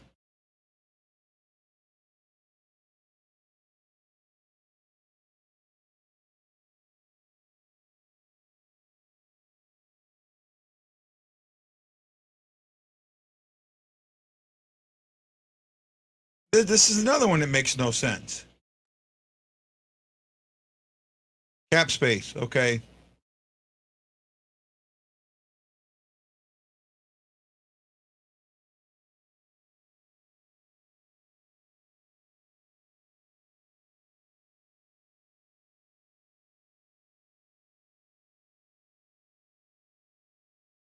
They just made a trade. They did a huge trade. So um, the Oilers flip flop with the Oilers just got the 32nd pick, but gave up took the 29th pick, gave up 2 more draft picks, and then a player. Cleared some cap. This is wow, right?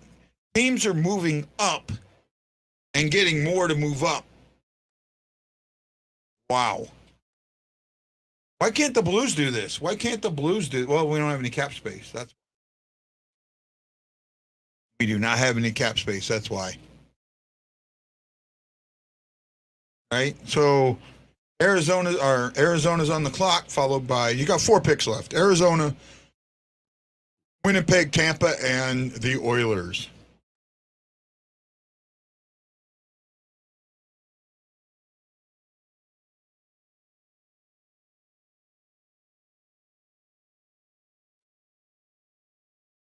Oh my goodness! What a crazy day.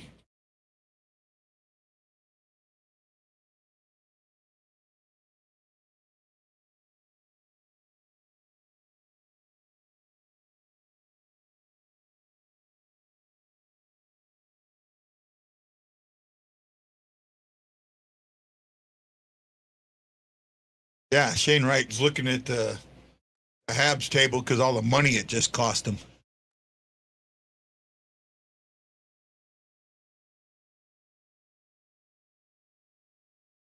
So we're waiting on this pick.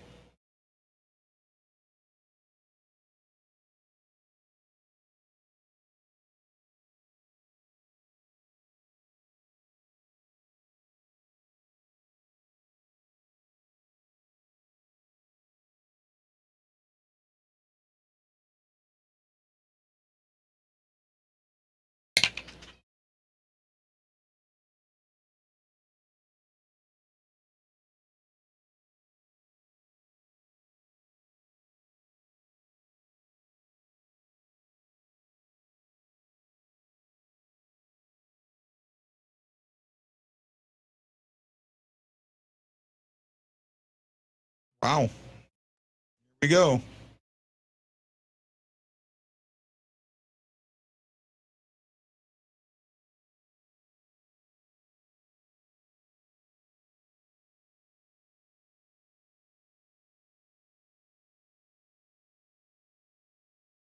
Well, here's where I think the defenseman gets taken.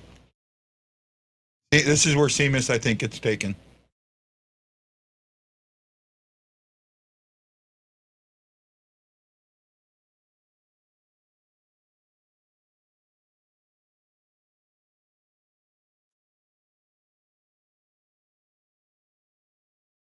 Oh wow. Wow. Seamus is going to drop to the 2nd round, I think, unless the Blues jump in and get him. If I'm the Blues, I make a trade. I figure something out.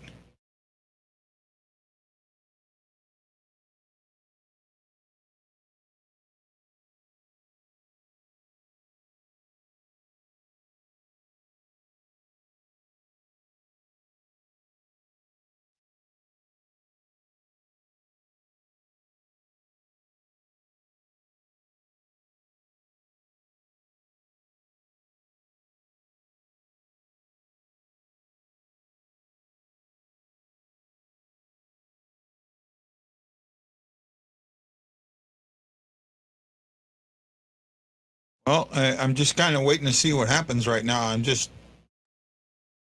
I think the Blues have got to take. There's one of these 3 spots. You've got to, unless you think that he's going to fall to the 2nd round. And look at Tampa or wow, both Tampa and the Oilers could really get a good guy out of this.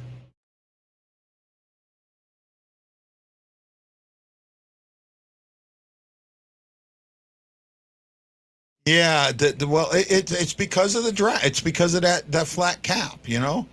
Like for the Blues, the cap went up, but it didn't because they got penalized 1.1 million. So the cap went down for them.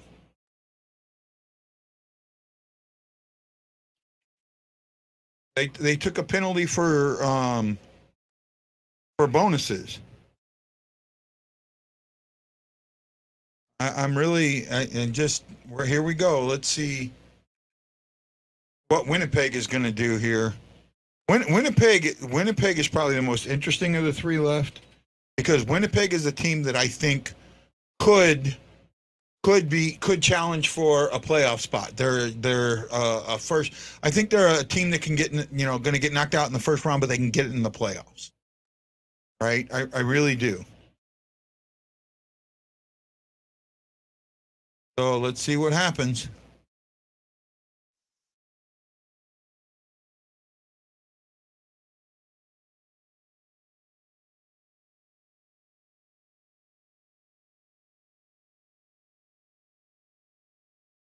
Six, seven defensemen. Wow, man.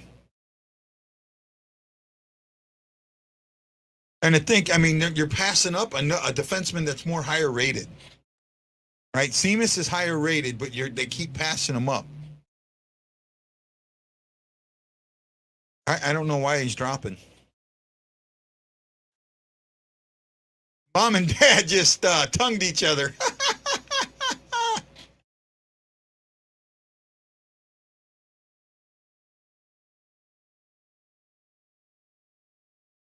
Wow, that was funny. Or it goes out on the goes out on national TV.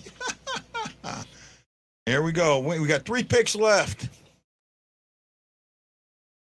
Almost 5 o'clock my time. So what's 10 o'clock St. Louis time, 11 o'clock Eastern. All right. Here we go. Let's see. Let's see what's going to happen.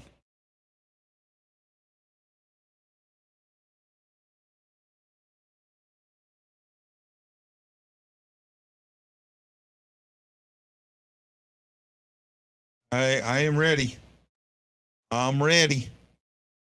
Let's see. I think the Blues could, man, if this Seamus kid is still available, they got to go after him, I think.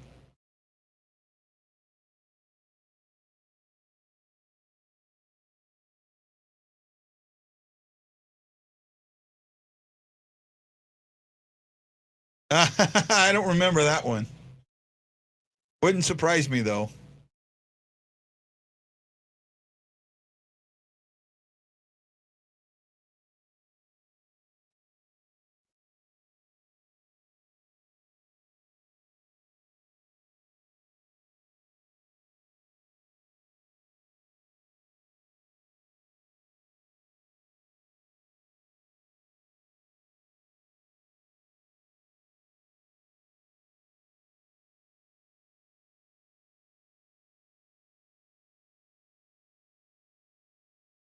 Well, let's see. Got just a little bit left. Like they're going to get it done before 11 Eastern.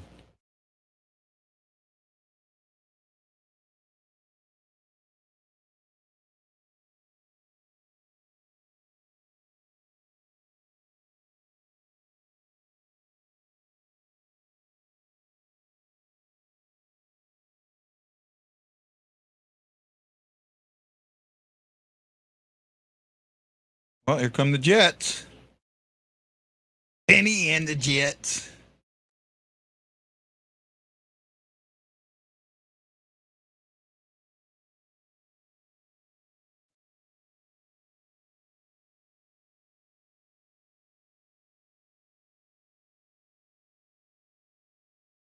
Oh, let's see what happens here.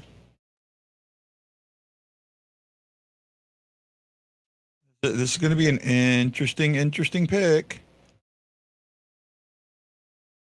Is it the Jets' first pick or their second pick? I think it's their second pick. Yeah, second pick. They had one. They had the 14th overall pick. Here we go.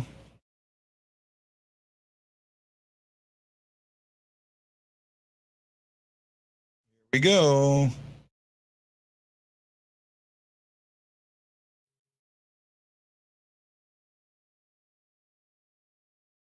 Oh, Lambert finally goes. So now Seamus is the best available player.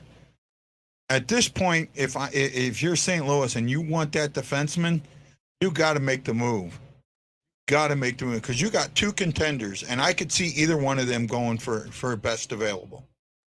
Right? You have Tampa and Edmonton.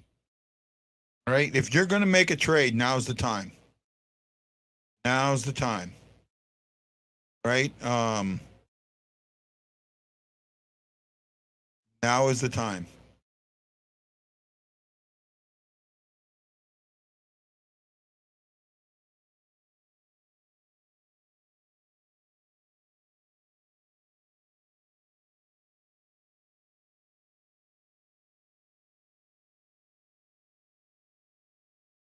No, it's a steal. They got a steal with Lambert. That is true. Winnipeg got a steal.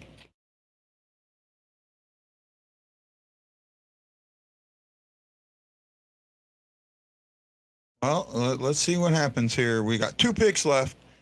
I'm really. I'm wondering if the Blues will jump into here. I think that they could. I really do. They don't jump into here. Let's say that they don't jump into here, and Seamus doesn't go. You got to get him early in the second. You got to get him early in the second. Right? Second round. Who can you trade with early? Montreal, the Sharks, Kraken, Arizona, Devils. I mean, that's the first 5 picks in the second round. Right? And you don't have a pick in the second. I think that's the time to go for it. I really do. I really, really do.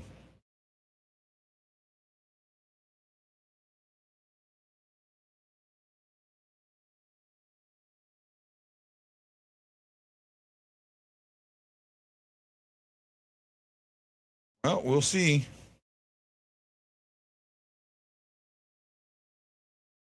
We'll see. 2 left. 2 left. Anybody out there who's still watching? Anybody still paying attention to me? I don't think so. I appreciate all of you, though. Appreciate each and every one that's sticking around. See what happens.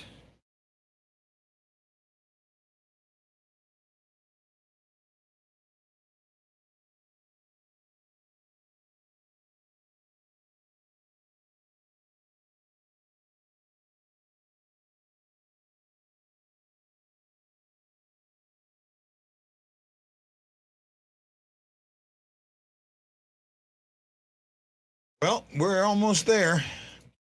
Got Matt Lowe and E here. Thank you, guys. Thank you for sticking around. I don't know. Could the Blues do it? I don't know. Do they have something to do it with? Right? What do you give up? You've got some guys to give up. What do you do with? What does James Neal do? Does he retire?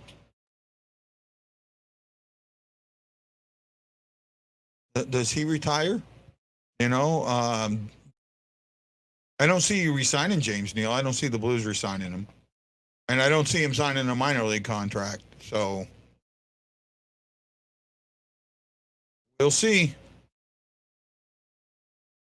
We'll see. It's getting there.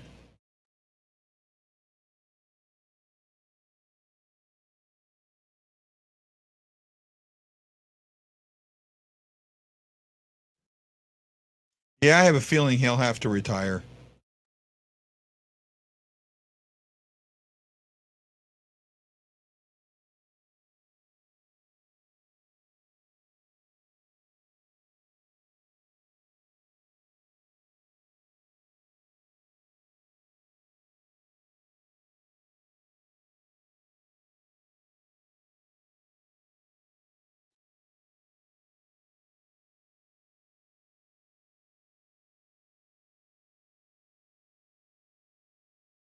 He won't retire just yet. He's going to oh, he re-signed.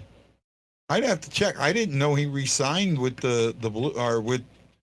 Well, I don't see him re-signing with the Blues. I could see him re-signing with. No, I can't see him re-signing, bud. I really can't.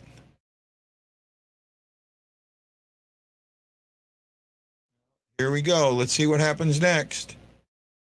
Tampa Bay's pick is in, so we got 2 picks left. So it's going to go just over 3.5 hours, about 3 hours, 45 minutes, because I came on late.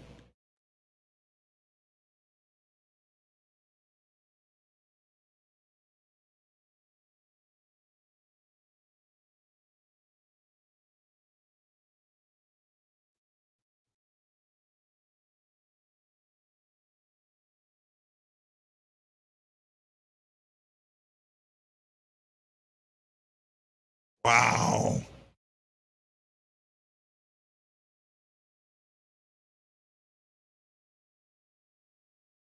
90s feel. Yeah. Oh, yeah. I remember when they interview, he's got the USA belt buckle. But hey, at least he went, right?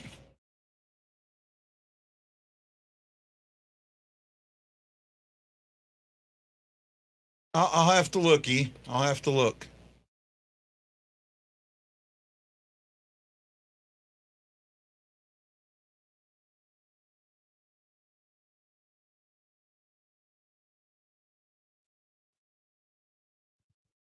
That's a good pick for Tampa. Very good pick for Tampa.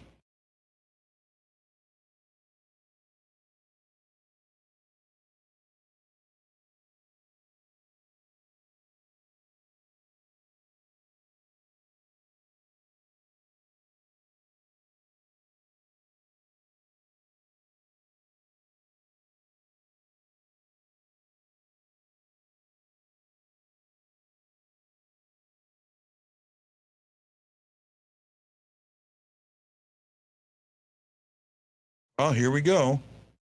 One more pick, last pick of the first round. It will be the Edmonton Oilers unless they trade it away. What happens?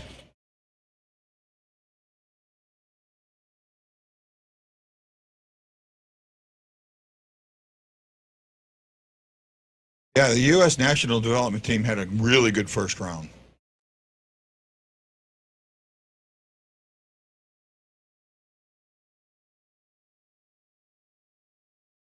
6 guys in the first round. Logan Cooley, Cutter Guter, I'm killing his name. Frank Nazar, Rucker McGroarty, Jimmy Sugard, who we took, and then Isaac Howard, this guy. So let's see, one last pick.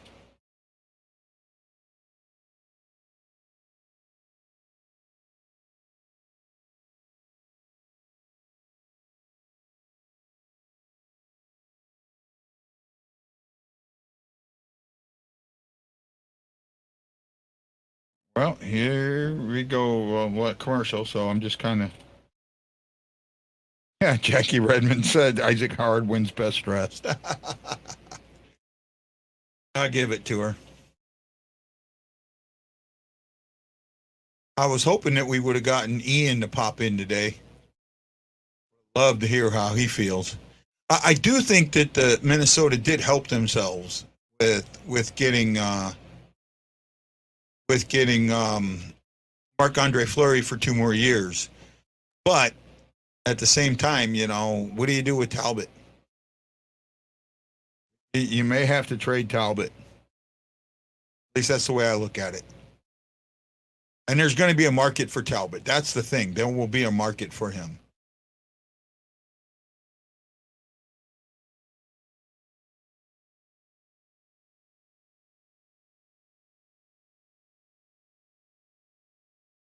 Well, they're doing a New Amsterdam commercial. Got the bulldog in the. Looks like one of Kim Cat's bulldogs wearing the Vegas jersey.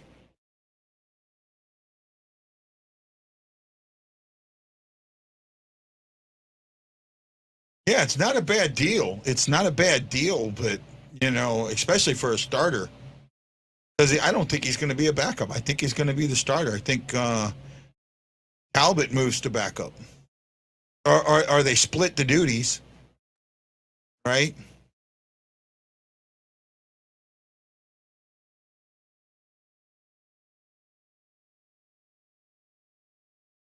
So we'll see. Here we go.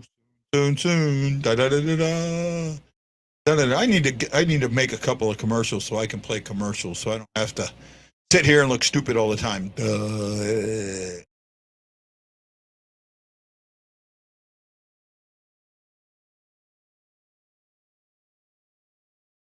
Still one more pick, Matt Lowe. You can't leave yet. You gotta wait for the pick. You've been here the whole time. Can't leave yet, Matt Lowe.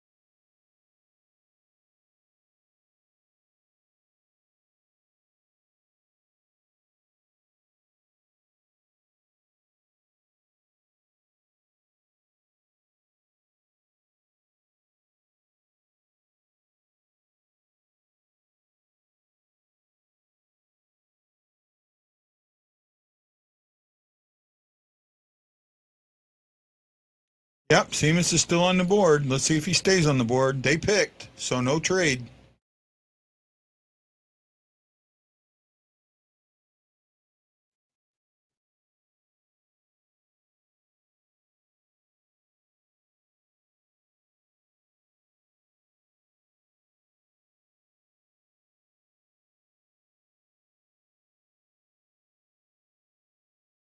Here we go. Final pick of the first round.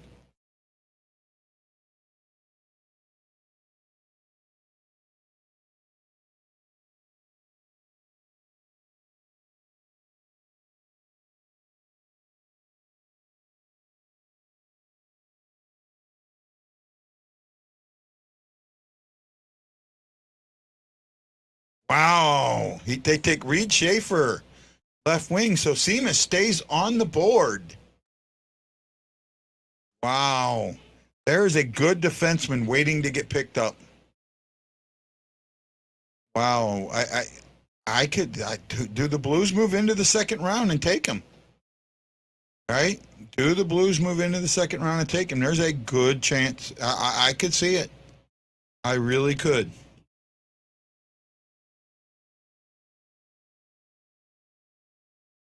All right. Well, there you go, guys. There's the first round of the draft. I didn't the majority of it. Sorry I was a little late. But I want to thank each and every one of you for joining me. You know what? I'll be on tomorrow morning, 0400 my time, 10 a.m. Eastern, 9 Central, and let's see what happens. Aloha mahalo. This is Guy the Wild Blues fan saying I'll see you tomorrow.